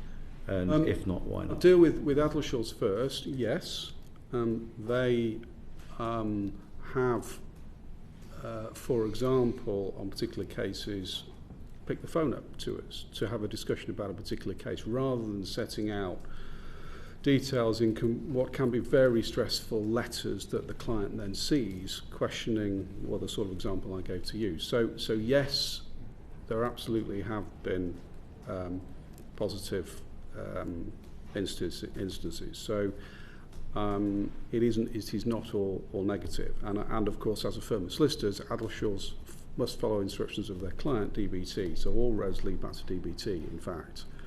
If DBT instructs Adelshaws or in any other law firm to set the bar in a different way on evidential requirements, that is what that firm needs to do. As for Denton's, we may talk more about this, but we don't feel that Denton's have been deployed by DBT in the way that we envisaged at the beginning of this scheme, which is to take a very proactive approach to finding the middle ground between the parties, finding a mutually acceptable resolution, which is precisely what the scheme guidelines and principles say Denton's were instructed to do. We don't feel that's happened, and we don't know why it hasn't happened, but we can only assume that DBT haven't given instructions to Denton's to operate in that way. I feel there is a big opportunity still for Denton's to take a significant role in resolving cases quickly and fairly. If I may add, I think Mr. Hartley touched on the core of the problem. A lawyer, solicitor, is professionally bound to act in the best interest of his client, and for example, therefore, if you're representing someone, has to pay out compensation to try and pay out as little as possible. And what you need in the circumstances like this is a strong client. The DBT needs to be a strong client and direct its solicitors to act fairly towards a fair outcome. DBT needs to be the driver to say, you might be able to argue the pennies here. We don't want you to. We want you to take a fair view on it, a generous view on it, and drive towards a settlement. That's what's needed, a strong client. DBT needs to be a strong client. Are you surprised they're not a strong client? They are. See, I think the Guardian reported on the 24th of August that the Post Office, etc., had spent £250 million on lawyers. Certainly we didn't see much of that, but they're hemmed in by walls. We have two sets of city lawyers, Denton's and Adelshaw Goddard's, representing the GLO. Why do you need two sets of city lawyers? How about one? If I may add that DBT, I suspect, will say to the committee later this month that they, as guardians of taxpayers' money, they cannot simply take a view and look at claims through the lens of fairness from the postmaster, because they've got to somehow apply some rigour to deployment of money. And I think everybody understands that as being a factor that needs to be borne in mind. But that, in our view, does not prevent DBT from making offers at the top end of a sensible, justifiable range in the way I described. That is entirely consistent with responsible spending of public money, in our view. As a final point on this, and this is according to the financial redress data, I think DBT is still outstanding something like a couple of hundred claims. When do you expect those to be submitted? Are you referring to claims still to be submitted to that? Yes. Yes, and speaking from our perspective, we have 69 claims still to submit because there's been a lot of work going on medical reports, financial reports. So 69 still to go in from us, Freeths. We've committed to DBT, and we can confirm this to the committee now, that we will have submitted the vast majority of all the claims by Christmas. Vast majority being 90%? 95%. So we've got 209 outstanding claims. You think that's going to come down close to zero on the GLO? I can only speak for the 69 that we've got outstanding. Of those 69, I would say over 60 of those will be submitted by Christmas. There may be the odd one, individual postmasters who've got particular vulnerabilities, particular challenges, or there may be other reasons where a handful may take a little bit longer. Right, we're going to speed up a bit, folks. So Charlie Maynard, over to you. Afternoon. So Alan has called for all claims on the GLO scheme to be complete and paid out by March 2025. Do you think this deadline would be helpful? If not, why not? And just to add to that, do you have any recommendations if that date was picked about what steps need to be taken to hit it? I start on the GLO scheme, and I have discussed this with Sir Alan. My own view is all offers to be made by end of March 2025 by DBT is realistic. Offers, that's a different perspective from resolving all claims by end of March. I agree. For the same reasons, there are some individuals who are extremely vulnerable. In those cases, may take a little longer. Thank you. Are there other targets that could be set to help accelerate the speed of redress? Yes, the 40-day time limit for an offer under the GLO scheme. What we've been seeing happening recently is that a claim is submitted and 34 to 36 days into the time limit period, the DBT or Adelshaw got it raised what are called RFIs, requests for further information, and restart the clock. Those RFIs should be identified in day 1, 2 or 3. Thank you. And if I may, Chair, coming into this cold, or relatively cold, everything seems to start at the kind of the claimant's end, and a lot of onus on the claimant to put bundles of information together. How much visibility, I just want to double check this because I think you touched on it and I want to confirm, how much visibility do you now have in terms of full transparency of all the information the post office has? Well, GLO, again starting with the GLO scheme, post office not involved in that scheme at all. So it's DBT. I understand that DBT is administering the scheme, but essentially the post office, they were postmasters with the post office. So in terms of just seeing inside their systems about what they have on their register for Horizon per postmaster, do you have full visibility of all that information? We don't need to in the GLO scheme. We have all the information we need. It may be different in... I would just add that, and we've discussed this with the Chair, that 18 months was missed at the start. The ex gratia scheme was announced in the 30th of June 2022. Didn't actually become fully functioning really until Christmas 2023. So if we hadn't lost the 18 months, all the claims would have been over by now. Okay, thank you very much. So I just want to make sure that I've completely understood this. So from our process map, you think that there is some delay creeping in from Denton's, and there is just a kind of an excess of rigour that is creeping in at the Adelshaw Goddard process, and that is slowing things down. If you look between the last two blue bars and the central point, there's the RFI point. That's where they come back with requests for further information. And you've got a problem there, which is that the clock is getting restarted. Gets restarted. Once that's triggered, so we've got to get through that as well. And excess rigour on looking at each head of loss, but also the first offers we think are the bottom, they appear in many cases to be the bottom end of what we think is an acceptable range. So just on that, how clear are we about the discrepancy in the range of offers? We've all been struggling to get this information. I think some of you are beginning to build this information. But is there an inconsistency in the unfairness? I don't think it is, because every claim is different, of course, factually different. Every claim includes different heads of loss. They're all complex. There is no formula that can be applied, I don't think, that can give any clarity on that, because it is all about legal advice and legal judgment on what is an appropriate level for damages for any given head of claim. So, for example, if a postmaster says, well, I had intended to invest in a buy-to-let property, but I wasn't able to, therefore I've lost the profit that I would have earned over X years. It'll be unique. Can be quite a complex subjective issue as to what that should be valued at. And there are numerous examples of that kind of thing. It was very quickly. I just wanted to ask a question about the reasons for further information.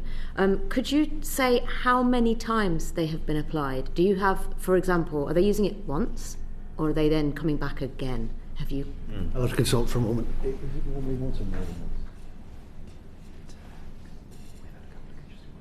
Just while Mr. Enright, I mean, from our perspective in the JLO scheme, it tends to be only once, but it tends to be quite a comprehensive one. Right. Normally once, but in some cases more than once. Okay. Thank you. Thanks for clarifying. Thank you. Thank you, Chair. My questions are to Mr. Enright and Mr. Hudgell. Do you have any concerns with how the HSS is progressing, and could you outline what they are? HSS? Yeah, HSS. Right. Where to start, I think. There are a number of fundamental concerns. I think the first concern is in the raw numbers. So at the minute, there are about 1,400 outstanding claims that have passed the eligibility test that are waiting for an offer. Now, offers are made by the panel, the independent panel, and presently they're sitting twice a week, so 8 to 10 times a month. Through each sitting they get between 5 and 10 cases determined. So on those numbers alone, it will take, and this is before we layer on top of that cases that come back for reassessment, it will take the best part of 18 months just to process those numbers. Now, that's the first point to make. Government hopes to wipe a lot of that away with the £75,000 fixed sum offer. My concern there is that they're going to wipe away a lot of legitimate claims that are worth considerably more. You heard Jill. Jill said before she came to us that she thought it was a fair offer. People don't know what fair offers are until they get proper advice. And so Simon McAldin, the director in charge at Post Office, was giving evidence at the inquiry today and yesterday. And we referenced one of our cases that started with an offer of £4,000. Now, Post Office's position on all that is that we settle the majority of the claims off. They're small claims. We don't need to be worried about them. But that makes dangerous assumptions, because the original scheme was framed as the historical shortfall scheme. So people claim shortfalls, but they didn't think about claiming consequential losses, because what follows from a shortfall is suspension, dismissal, loss of employment, loss of your home. So to come back to the example that we came up with yesterday, initial offer of £4,000, revised offer of £133,000, and that offer is still nowhere near good enough. So the problem of the £75,000 package is that it may sweep away a lot of cases, because those cases will not be eligible for the appeal mechanisms that's coming down the line as well. So you sign away an appeal right. The other problem with that is that you're not entitled to legal costs for advice on the £75,000 offer. So there's a real mix of issues around that. And then beyond that, and your sort of very helpful diagram sort of demonstrates the process, but there is wholesale deviation from the process. And that's been done at the post office end of it. So rather than offer from panel into dispute resolution, they've decided that the majority of claims that are resubmitted go back through panel reflow. And the net effect of that is that we're waiting for revised offers for periods in excess of 6 months. Worse than that, though, isn't it, Dr. Hudgell? Because people are having their offers stepped down if they go back to panel. No, they're not. No, there is a sort of jeopardy issue that I'll touch on if that's okay. But in terms of routinely every case that we've put back through panel that has come back for reassessment has had upside, very often significant. And again, this is referenced in evidence we submitted to inquiry this week. So one case went from 46,000 to 140,000, still not enough. One case from 363,000 to 649,000. That is enough. One from 21,000 to 172,000. These are huge revisions. Still not enough. Now, where the whole issue of jeopardy comes in is if you don't take, and this also goes to the same point in the new HCMS scheme, it does.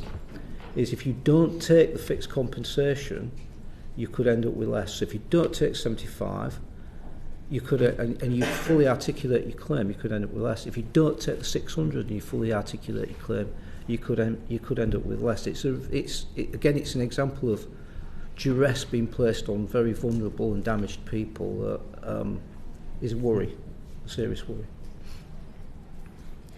I do hope that the committee are able to benefit from the excellent analysis prepared by Mr. Hudgell on the HSS scheme. A really fine piece of work. And I won't repeat it, one thing I would focus on is a built-in 9-month delay. So in many cases, there is no legal funding for advice, no funding for legal advice at the start. So you must do it yourself. So lay individuals, lay postmasters apply to the scheme. They have to complete a 28 question questionnaire, very detailed. About 6 to 9 months later, the HSS scheme come back with a request for further information again, which will contain somewhere between 50 and 150 further questions, many of which could only be answered by an expert accountant. Say that again. Or a doctor. I'm right. Yeah, the whole bit or the last bit? Just the last bit. Just underline for the committee how many additional questions. Yeah, thank you, sir. 6 to 9 months later, the HSS scheme will return to the lay unrepresented person and ask them some 50 to 150 complex questions, some of them multi-layered, that could only be answered by a doctor or a forensic accountant. And it is at around that stage, and we believe that this scheme is designed to wear people down. The person will do their best, put it in, and as Mr. Hudgell says, lay people will miss out head after head after head. And the HSS scheme will come back and say, take 75,000. How about that? And of course, at that stage, you've already had years. You've already had another year wearing through this. You're afraid of lawyers. You think you're going to, any money I'll get will be swallowed up by lawyers. And of course, it won't be in this scheme. But you can only get legal representation at the time when you're challenging the initial decision rather than getting the initial decision right on the first occasion. So spend a little bit of money at the start on expert legal representation. There's a very small pool of lawyers, and in fact you're looking at the three of them here, represent pretty much all claimants, working together extremely well, being involved in the design of all of the schemes as best we can. Spend that little bit of money at the start to help people make the applications. Let's try and get away from being compelled to go into the appeals process, or, as Mr. Hudgell has said, many people being undersettled, just going, look, I'll take the 75 and I'll walk away now because I can't take this anymore. Am I right in thinking that actually having the 75 sum, even though, do you feel like that it's speeding up the redress? But I think what you're saying, it sounds like some vulnerable people, especially those you know, maybe from ethnic minorities that may not have English as their first language, those with any disabilities, or those just have got quite severe mental health problems, may find it difficult to access this and may go down sort of the quick fix. We don't. We don't know the extent of the problem either, because a lot of these letters go directly to the applicants and are simply signed off by them. But I think the big point in it all is those poor people aren't best placed to take a view on whether, in some instances, £75,000 is generous, is a windfall, is more than they've lost. There are those cases because everything is very much case specific. But there's a huge danger, particularly when you look at the statistics around settlements without legal advice. It's nearly 90%. There was a YouGov poll that said that the statistics around that was where there's legal representation, offers are double. And so, I mean, that sort of speaks for itself a little bit. Thank you. How long do you think it take for a claim to be reassessed by a panel? Again, it's case specific, but on average about 6 months. And it says in the terms of reference that the aim is to convene on a weekly basis. Do you feel like this is happening? Well, I think the panel are meeting weekly. I think the problem is the panel can only scratch the surface of the volume of work that's needed. I do have a solution, and it's a solution that I've shared, is that the scheme should stick to the rules. The rules do not provide for panel reflow. They provide for dispute resolution. Our experience of dispute resolution, on the whole, is positive. What you find is if you get a subpostmaster in the room with the right people, and there are some people, it's important to give credit where it's due, there are some people within the post office organisation that want to help and want to reach a resolution to stuff.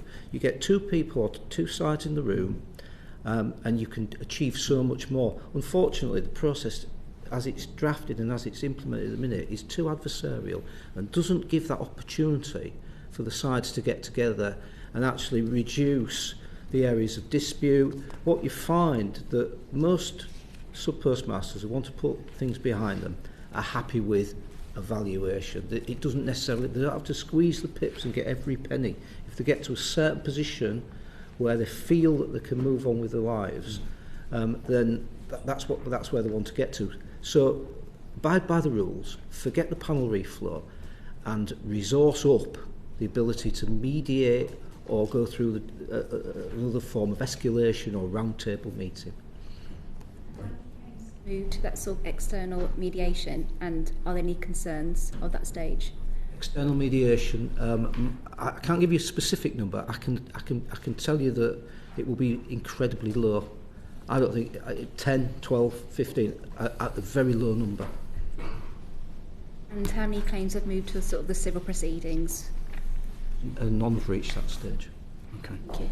That's really helpful. So basically, the big bottleneck, we've got a couple of bottlenecks. So one is we've got a lack of advice at the front end, which is creating some problems. And then we've got this problem at the panel stage where the flow through is just nowhere near fast enough to get us to resolution. Thank you. Alison Griffiths. You probably answered some of this, but if there's anything else, what else could be done to ensure the HSS is running smoothly and fairly? I think it's resource. It's just getting enough sets of eyes in the right place, assessing the value of claims, making offers, and then getting into a simplified process that sort of reduces the legal confrontation. I think it's time and resource. Because you mentioned mediation earlier, is there enough emphasis being put on the mediation stage, notwithstanding what you talked about going in at the front end? Yeah, I'm talking about mediation in the broad sense. It doesn't necessarily have to be a formal mediator. As I said, there's some good people at Post Office. We have had instances where we've got in a room with 2-3 people from Post Office. They've heard the story of the subpostmaster, because that's obviously incredibly powerful, and very often the information that's elicited actually gives them the opportunity to say, do you know what, this person does deserve the benefit of the doubt on X, Y and Z that they've not been able to document, that the panel has thrown out because of the lack of documentation. Having heard that person, because of course at the end of the day in any proceedings credibility is usually assessed in the witness box. There's no opportunity to do that in this process. And I think that is a real strong, powerful way to cut through, because it's all very dehumanised on the papers, and it's so powerful to hear these badly injured, damaged people and what they've gone through, and they are honest in what they advance. I really appreciate that. And do you think the new independent appeals process will ensure that sub-postmasters at least get given fair offers? I think the independent appeals process are we talking about the HCMS? I'm looking to the chair for this one. I think we're talking about the mediation process at the kind of the end of the process. So there is an outcome that can go to a dispute resolution procedure at the end. We never got to a formal mediated position at the end of the process. Yeah, so we've just not got cases that have gone. Well, there's discussion, sir, of an announcement of a new independent appeals process under the HSS, but it's just a discussion. There's no shape to it, and maybe if I could just add something that might help. Is in the original overturned conviction scheme for people who had a conviction quashed in court, Sir Gary Hickinbottom, a former very senior High Court judge, sits over that in an independent capacity, has a firm hand upon the tiller of that, and therefore it is doing well because he's well able to case manage. We may get on to Sir Gary Hickinbottom in relation to the HRSC scheme, the new quash conviction scheme, which for some reason Sir Gary is not going to oversee at the moment. It seems that Dentons are. But why can't we have someone of a standing of someone like Sir Gary Hickinbottom, someone who well used to case managing large volumes of litigation, as he did for many years, overseeing the HSS, someone with of standing, someone we can respect, who can call before you, and who can speak to the whole scheme rather than the amorphous, uncontactable organisations that we have at the moment. Because this is one further point: there's no telephone number or email you can ring or you can use to contact the HSS to say, where is my case in the chain? Yeah, very outrageous. Thank you. Thank you very much. We're going to move on to exactly that next scheme now, ACRS. Gregor Poynton. Up there, Dr. Hudgell and Mr. Enright. As of September, I understand it's 1,030 Horizon-related convictions have been identified and quashed by the legislation. Yet our understanding is only 335 of those eligible claimants have been contacted as part of this. So I'm just keen to get your take on this and what can be done to inform those claimants of their right to that financial redress coming from this quash. I may start there. Primary problem. The Ministry of Justice, Department of Business and Post Office don't know how many beneficiaries of the Act there actually are. They have no idea. At the time the Act was being passed, they estimated that there were 900 individuals who would be affected by this, but they just don't know. They're currently saying in their 3rd of October quash conviction management information that's available online, it may be updated shortly, that they're now saying that there may be approximately 500 individuals who may be affected by this Act. If you don't know the size of the problem, you can't solve it, you can't monitor it. So the first thing is they need to pick up their musket, do the work needed to identify who this Act was supposed to benefit.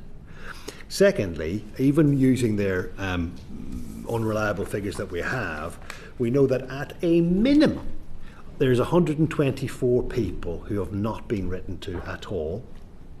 It may be far higher than that from their own figures. It may be hundreds. Secondly, we know they've written to 335 individuals. How many have contacted them back? How many of those people are dead? How many of those people have moved? So let's get the number. How many letters did you send out? How many came back? Yeah. And then whatever the difference is, where are they?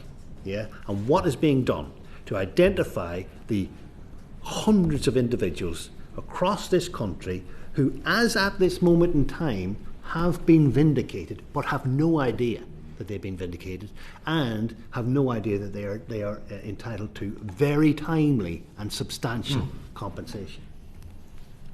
Yeah, I think To add to that, I have weekly meetings with the DBT, or my team do, and they're quite frustrated as well. I understand by the timing and the processing of the letters. There's a lot of missing information in many instances. I think it's fair to say the speed of the letters going out has been slow. My concern is that that's not going to improve, because the recent trend I've had is of letters that have asked for more information in relation to potential exonerees. So I don't know how many more on top of the 335 are going to get clean letters of exoneration. And the obvious concern is that this has all been in the public domain for 6 months plus. That people have had convictions quashed in July, and they still, in many instances, don't know that they're free and exonerated.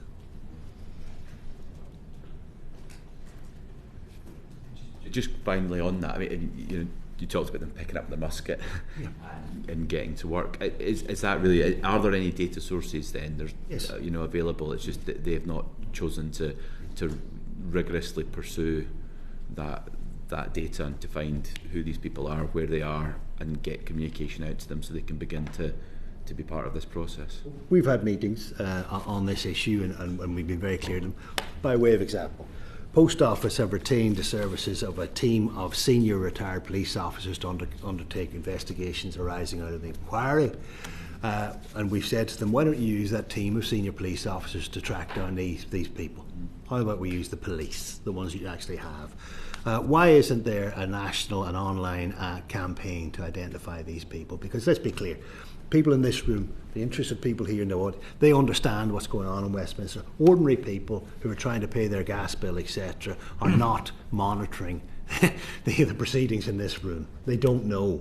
And so we need to find the ways necessary to reach out to these people, because it's a terrible burden to carry 4 years a wrongful conviction, as Mr. Byrne knows from the weeping people who met him earlier, to have their reputation in tatters and not be able to hold their head up high in public. Yeah, and I think just picking up on some of that, I was just wondering if you could give us some idea. You may not have the perfect figures, and I'm sure you can send those through, but if you could give us an idea, both yourself, David Enright, and Dr. Neil Hudgell, on the proportion of the clients on the Horizon Convictions Redress scheme that you think will take up the 600,000 fixed sum.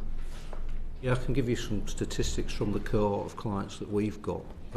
It moves by the day, but in broad terms, we've had 160 exonerations, of which approximately 120, so 3/4, are taking the £600,000.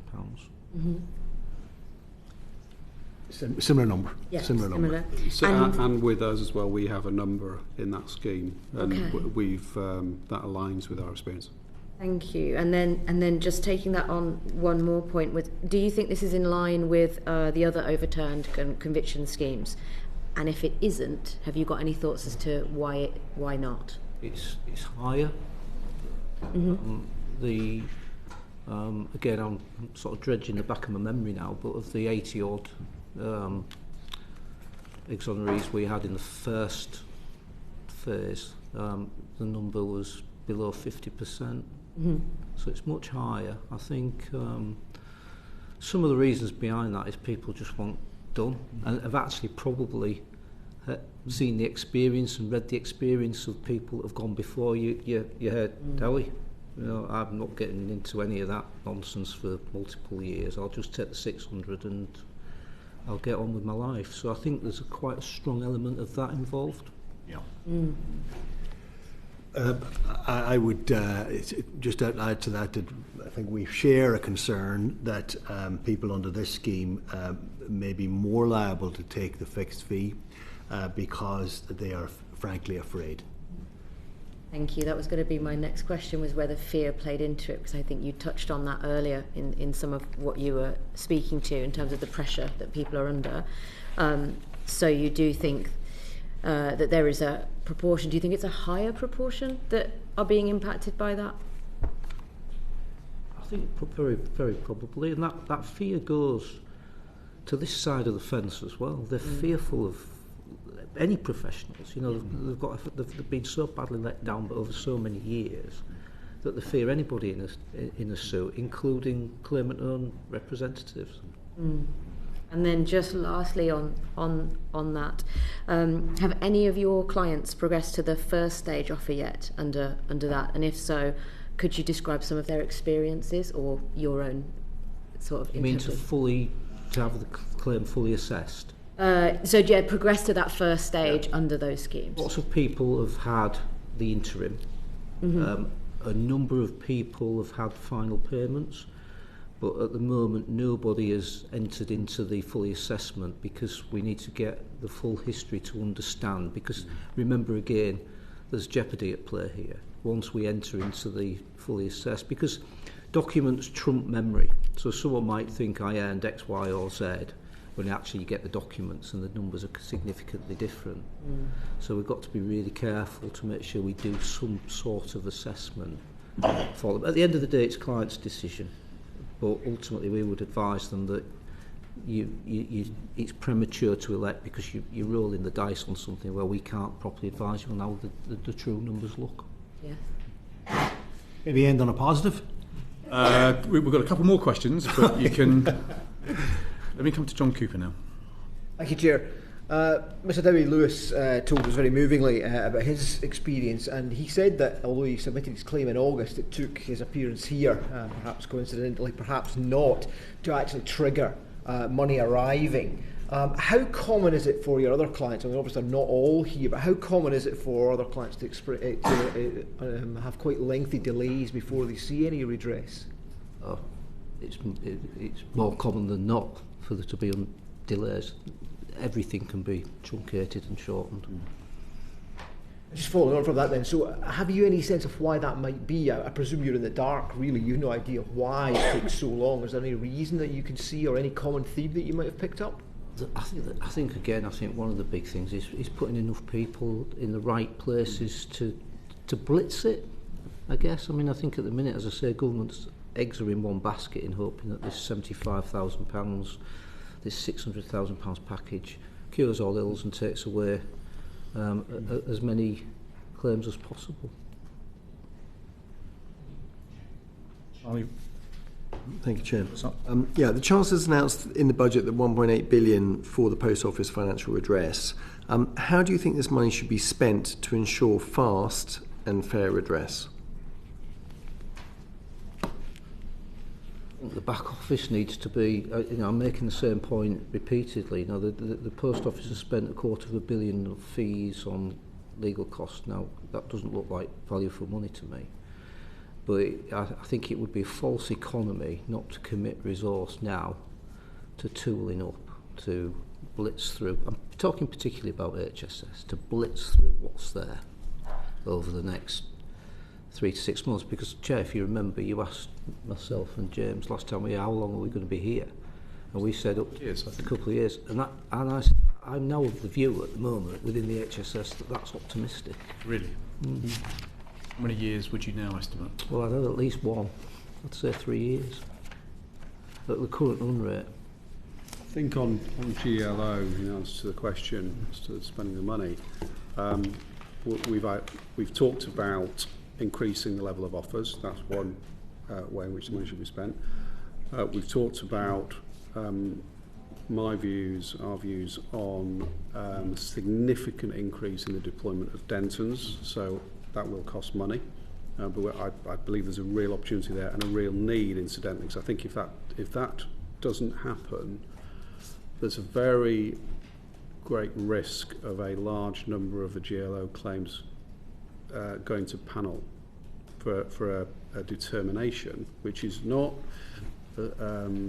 a means of resolution. It's a determination which will bring an end to the claim, but it might not be a satisfactory end for the postmaster. So there's a real risk that a large number of claims may go to panel unless there's an intervention, or the Denton's type intervention we talked about. Okay, and finally, do you have any? We're going to be meeting the minister soon to discuss this. Do you have any recommendations to them in the broad brush that haven't been covered already? I think I spoke to the minister earlier actually about issues around the HSS. If I can put on your radar today, conscious that time is tight, that some of that budget needs to be allocated to scoping out potential redress for capture-related victims, which at the moment there is no redress. There's reports that suggest it is a problem of similar magnitude in some respects to Horizon.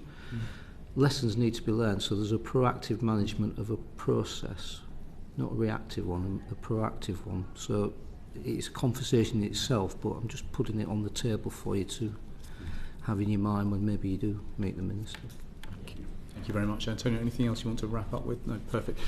Thank you very much indeed. I mean, that has been some fairly horrifying evidence. I mean, you've told us that we were spending about £250 million on post office legal fees, and yet the time that you estimate it's going to take to resolve this matter at the current pace has just gone up by about a year.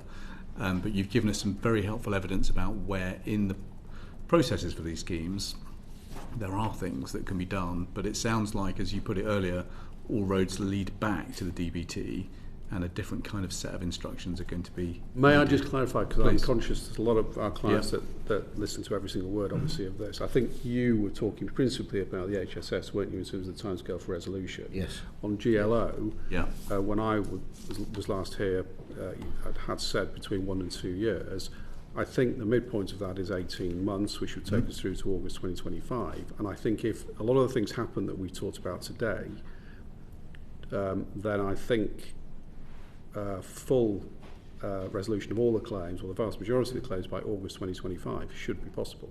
Well, that's the optimistic note on which to end, and you were keen for a note of optimism, Mr. Enright, on which to end. So let me just put this question down. With goodwill, some forensic reporting from this committee, and the acceptance of those recommendations by wise ministers, how much can we compress the timescale for just getting justice delivered?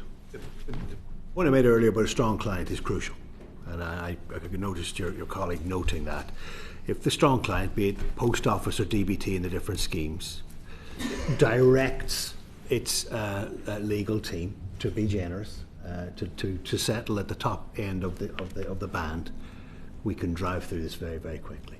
And secondly, if we have a firm hand on the tiller on each of the schemes, someone we can trust, someone you can call before you, these schemes can be delivered efficiently and cost effectively. What weight would that?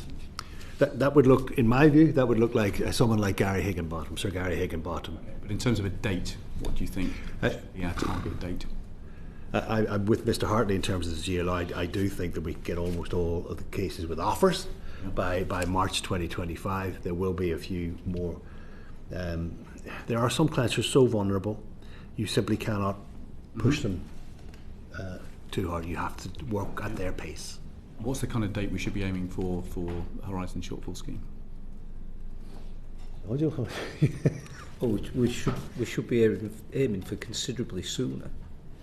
I mean, the difference, of course, is that there's still claims coming in, and there's no cut-off date, so it's a bit more difficult. Anything that's currently on the books, I don't see why we can't have a resolution within 12 to 15 months, including the new ones that are still to be offered. That's the note on which we shall end. Thank you very much indeed for sparing the time to come and give evidence to us today. The committee is hugely grateful to you. Thank you for the work that you're doing on behalf of the victims of the Horizon scandal. That concludes this panel. Order.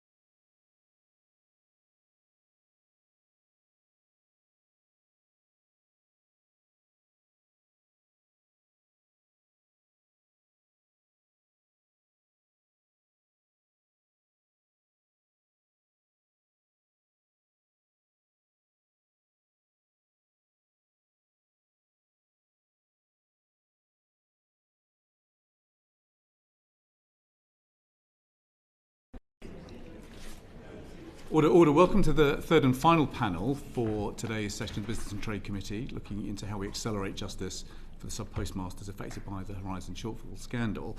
I'm really grateful to you, Sir Gary, for joining us. You have got a particular role in a particular scheme, but you've also got the experience to be able to see across the schemes, and we're hoping to draw on that experience today as we draw up as a committee recommendations for trying to make this scheme as a whole go a lot faster. But perhaps I could just kick off by asking you, why was it important to establish this independent panel to accelerate redress for claimants who had their convictions overturned? As you said, Chair, my role is in one scheme, and it's a fairly focused role in that scheme. And the scheme is very different from the other schemes. To begin with, it applies only to those claimants who've had convictions overturned by the courts, which, as you'll see from the draft report, which sets out the figures for the end of September, is 111. And because of the Act overturning the other schemes, and those claimants will go into a different scheme, that is now a closed cohort, I think. So we've got 111 claimants, and we will have no more. And the architecture of the scheme is different in that the panel comes in right at the last minute in terms of the scheme. So the scheme is 600,000 initial offer in full and final settlement of all claims. And if that isn't accepted, then a detailed pecuniary claim is submitted. There is a response from the Post Office. There are negotiations.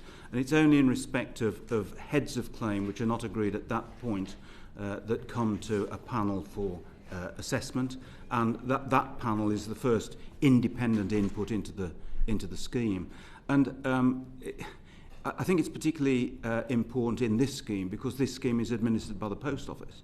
And a lot of claimants, understandably, are wary of the Post Office involvement, and therefore one important role that the panel plays is to be independent of the Post Office, and thereby come up with an assessment of damages under a particular head that they can be confident is an independent assessment. And although the role under the scheme, on the face of the scheme, is very narrow, that is, to look at particular heads which cannot be agreed between the parties at this late stage, so it's a sort of last resort within the scheme, I've adopted the powers, which I think I've got under the scheme, to do two things which at the moment are particularly important. One is to give case management directions so that if a party, normally but not always the claimant, thinks that things are not going as well and as quickly as they should, they can apply to me for directions. And secondly, and I haven't had an application, but I've indicated that I believe under the scheme I've got the power to do this. If a claimant thinks in the meantime that the interim payments that they've received, because some of these claims are very big 7-figure claims, then they can apply to the panel for a further interim payment.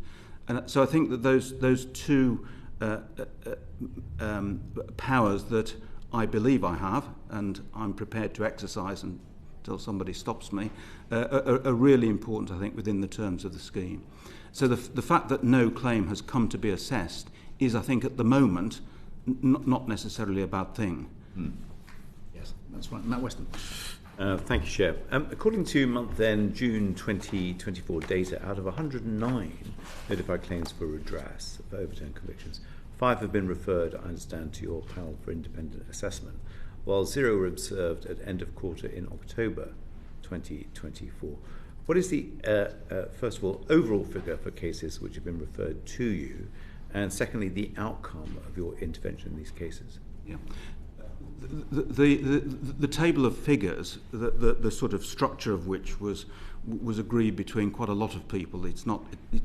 I wouldn't necessarily use these figures to publish, because I think they include figures which are moment in time capture figures, a snapshot figure, some of them, and some of them are cumulative figures. The figure that you've chosen is a figure which is a snapshot figure, I think, from the July report, and in each of those figures, this was explained in paragraph 6, I think, of the narrative. These were simply cases which had been referred to me for directions. We have not had a case that's been referred to the panel with an assessment at the end of negotiations. So we have not yet had an application where the parties have said, we have tried to settle this head of claim, we are not going to settle it, can you assess it? So in those 5 cases they asked for directions, I gave directions, and that figure is now, as you'll see from the second report, the draft report in October, that figure is now nil, because there is nothing now before the panel. Okay. Do you think you'll see more claimants apply to the assessment panel now to speed up this process? Or speed up the process for them? Just to identify in sort of a couple of sentences where I think we are with the cohort of claimants. There are 111 claimants in the cohort. That figure is not going to increase, we don't think. 60 of those claims have fully and finally settled. The precise numbers are in the recent table. The majority, the big majority, for the 600,000. A few for a figure above the 600,000. That leaves 51 claims to be dealt with. Of those, 8 have submitted detailed claims, which means that of this whole cohort, 43 claimants have not yet decided, or at least let everybody know what their decision is. They haven't decided whether to accept the £600,000 or make a full claim. And for a lot of claimants, that in itself is a difficult decision and requires often, probably always, legal and possibly accountancy advice. So that's not a straightforward decision, particularly given the psychological state of some of these claimants. So I think that what I'm trying to do is 2 things. One is to put those claimants into the earliest possible position to make an informed decision of whether to take the £600,000 or put in a fully particularised claim, and for those who decide the latter, to put in that claim. We will then have a smaller cohort of continuing claimants. Most, if not all of them, will have large future loss claims. Future loss claims have 2 characteristics. One is they are particularly challenging because they have to assess damages by comparing what has actually happened with the counterfactual of what would have happened but for the conviction. That at the best of times is a challenging task. For obvious reasons here, particularly challenging for the claimants and their representatives. So the first thing is to try and get all of the claimants into a position to make that informed decision, and then we can focus on the big challenging claims that are left and work out how best to deal with those. Unfortunately, for the purposes of dealing with them quickly, they will be future loss claims, and future loss claims are quintessentially fact-specific. What, as you'll see from the recent report, I propose to do is to try and identify, at my meeting with the parties later this month, some cases, 3 or 4 cases, or however many the claimant's representatives can identify, where future loss claims are frankly not going to be settled because the parties have some issues of principle and issues of money amounts, which are not going to be compromised between them without some assistance, and then deal with those. The panel can then deal with those and hopefully do 2 things. One is to assess those cases on their individual facts, but also to give guidance on an anonymised basis that may assist other claimants with similar claims, both in this scheme and other schemes, particularly the new OC2 scheme, the Horizon Convictions Redress scheme, which are likely to have similar issues. Yeah, just very briefly. Yeah. Is there a way that, because we heard from the previous panel, you may have heard too about the complexity of this, but is there a simple way of helping enable claimants to come to that calculation? These 43 you talked about, is there something simple that could be done, like a calculator? You know what I mean? No, I do, absolutely. And I wish there were, and there isn't, and there won't be. Because these future loss claims require the claimant to set out historically what actually happened to them. And for some of these claimants, that in itself is a traumatic exercise to relive the events. But even more difficult for the representatives is to work out the counterfactual. That is, to work out with these claimants what would have happened but for the conviction. And that's a really challenging task for the claimants and their representatives. And that's why, whereas in commercial litigation, as a judge or an assessor, one can set down pretty strict time limits for all parties to do anything, particularly claimants, because they brought the claim. Here, you can't do that, I don't think. You can do what you can to put the claimants into the best position to do this task. For example, to ensure that they've got legal representation and forensic accountancy expertise, which they will almost certainly need. But one cannot say, unless you put your claim in by date X, then something adverse will happen. Any events? And still staying with those 43 claimants who are outstanding, you've spoken a bit about some of the obstacles they may face, but what do you see as the factors impeding their ability to progress those claims? Yeah, I think there are a couple of things which one might, knowing the circumstances, think could delay claims. For example, within the OC scheme, there is no facilitator. So, I asked the parties at an early meeting, would a facilitator help? To which the resounding answer from all of the parties was no, and I think that's right. I think that was right and is right. I don't rule out the possibility of, for example, in these big claims, having an early neutral evaluation. Some senior lawyer, retired judge, not me, you have to be outside the assessment part of the scheme, to look at the papers, hear very short submissions and say, well, look, this is not worth X, it's going to be worth between Y and Z, which may assist the parties. So I don't rule that out. But at the moment, I don't think that's delaying settlement. And I don't think the absence of resources at the hands of the claimants is delaying matters.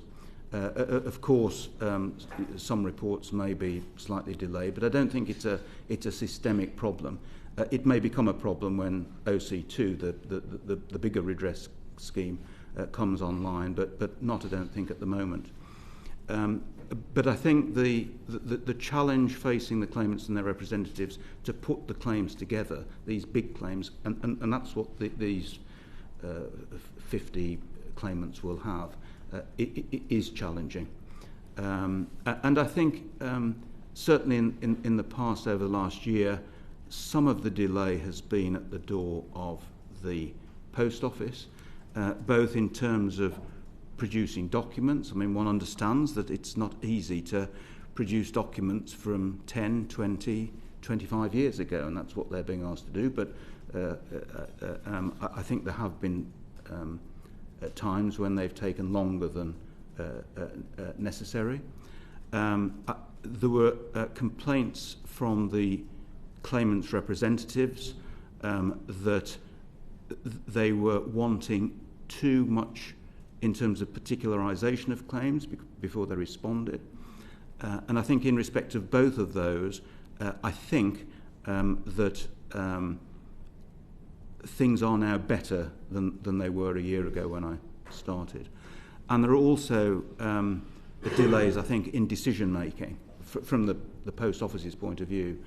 Under the scheme, the Post Office have to respond to a claim within 40 days, within 8 weeks, and it sometimes takes 10 or 12 weeks, sometimes a bit longer. And even in more straightforward claims, it's taking, nearly 40 days. So I think that the governance of the Post Office, I think, sometimes slows down decision making, both in respect of settling the whole of claims and things like interim payments. Rosie? Thank you. And building on that, so you've noted in writing that some of the undue delays experienced by claimants might have been exacerbated by governance processes within the Post Office and DBT. What did you mean by this? I mean, because of my role, what happens in the Post Office is really closed to me. So all I can do really is give anecdotal evidence of what appears to be happening from where I'm standing. And I've really identified, I think, the matters which have been of concern over the last year. That is the speed at which documentation is produced, the requirement of claimants and their representatives. They ask too many questions to require them to particularise their claim in too much detail, which then you may have to do in court proceedings, but not necessarily in these assessment proceedings. And thirdly, some delays, I think, during the governance procedure. So when something goes off to them for decision, it just seems to take quite a long time to get through the Post Office governance procedure for a decision to come back. I mean, often that decision is positive, but I think there is scope for saving time there too. Earlier this afternoon we heard from Subpostmasters and legal representatives about how their schemes have been complicated, and for reasons including the involvement of multi-scheme administrators and the burden of work on claimants who might have initially lacked legal representation from the beginning. Based on your own legal experience and wider knowledge of the schemes, do you share this concern? It's certainly a scheme, and it's certainly a concern, and it may be more of a concern in the other schemes where there are a lot more claimants. In the scheme in which I'm involved, and this is a generalisation which is not universally true, but all of the claimants have been prosecuted, convicted, and then had their convictions overturned by the court. So one can possibly expect quite a high general level of trauma for these particular postmasters compared with other postmasters in other schemes. And that's not saying that other postmasters in other schemes have not had very considerable trauma because they've been sued and been made bankrupt and all sorts of other terrible things. But there is a high level, I think, of trauma amongst these particular claimants. And I think in working out the best way of dealing with the claims, one has to bear that in mind at all points. So I'm very happy to put pressure on the Post Office to return with a response to an offer within 40 days, because there's usually no good reason why they shouldn't do that as a general rule. But with claimants, it's far more difficult, I think. Yeah. Chair, you mentioned in your October summary reports how you saw that as less complex cases were settled, you thought you were going to be left with obviously the more complex cases, and you mentioned about future loss claims earlier. Do you think that's something that will only be specific to the overturned convictions, or do you think it will actually affect any other schemes? And if so, are we going to see a build-up and a backlog of these higher value, more complex cases? I think the answer to your question is yes. I think that there's no reason to suppose, in respect of the the new scheme, OC2 scheme, that the claimants will probably have a similar profile and similar issues will arise. So one can expect within that cohort to have big future loss claims. I mean, for various reasons, one might expect a bigger proportion of those claimants to accept the 600,000, but that may or may not turn out to be the case. But the issues, I think, will generally be the same. And in respect of the other schemes about which I know less about the claimant cohort, I'm sure that as a matter of logic, they too will have claimants with, for example, future loss claims, and they will be left as a rump of their particular cohorts.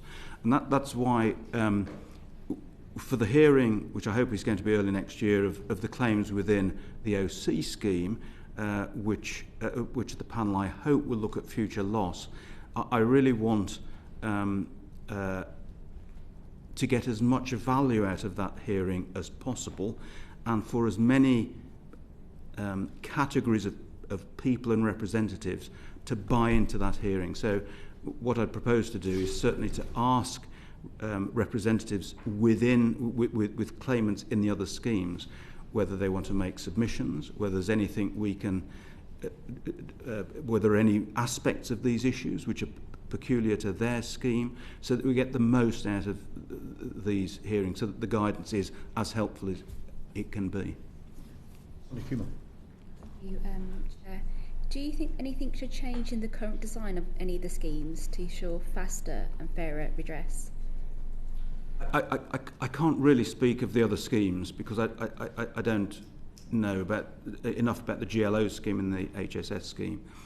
In terms of the OC scheme, and as I say, similar issues are likely to occur in the OC2 scheme, I think that I have to be very sensitive to what may happen in the future, and as I say, we've ruled out the possibility of we've ruled out the advantages of a facilitator in our scheme because we have a small number of cases and we're going to be left with a smaller number of challenging cases.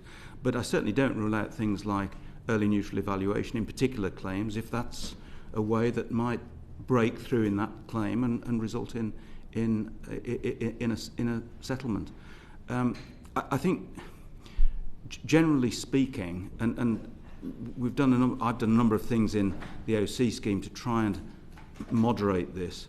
For obvious reasons, where the administrator of the scheme is the post office as opposed to the DBT, there are clearly trust issues with the claimants and sometimes the claimants' representatives, certainly with a proportion of the claimants. So I think it's very important that we, or certainly I, within the OC scheme, maintain both independence and confidence in all of the parties, but particularly not just the claimants' representatives, but the claimants. The claimants have to believe that they are going to get fair compensation through the system, including the assessment. Thank you very much. Just the last question that I have is just an observation, really. I mean, you said at the beginning that your role appears to be having a positive influence on the way that the system as a whole is working. And I think one of the things that you're able to encourage is just a bringing of sides together to try and make progress in settling pecuniary losses. And that's not something that Sir Ross Cranston can do in the GLO scheme. So I just wondered if you're thinking about the system as a whole, even without knowing the complete detail of them, it does feel like the role that you play could be a role that is usefully replicated in other schemes, in just trying to get some adjudication at an earlier stage in the process about some of the thornier problems like pecuniary loss. Possibly that's right. I mean, the only powers I have under the OC scheme are soft power. I mean, really soft powers. I can't actually order anybody to do anything. But I mean, for example, and probably the best example is the 450,000 interim payment, which I recommended because I thought if as part of the scheme, claimants are offered 600,000 in full and final settlement, 163,000 by way of interim payment at the beginning of when they make their claim, was really an inappropriately small proportion of that figure when they come to make a fully particularised claim. So I recommended 450,000 as an interim payment at that stage, and that was accepted. The soft bar I had being, I think, supported by the advisory committee helpfully. In terms of bringing parties together, I have meetings with the parties' representatives on a regular basis. I've got one next week. They can put anything they want onto the agenda, and we just look for ways in which progress may be made, either as a cohort or in individual cases, although in that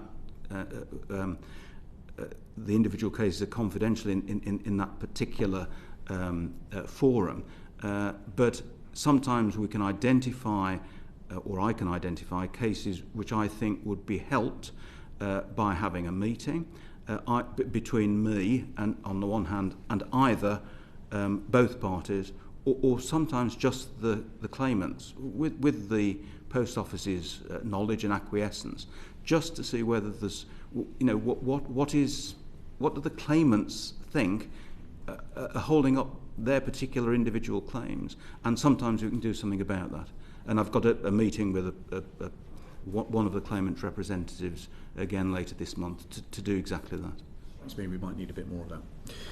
Gary, thank you very much indeed for your evidence. That concludes this panel. It is only left for me to provide the breaking news to members of the committee that the Prime Minister has now responded to the letter from Sir Alan Bates.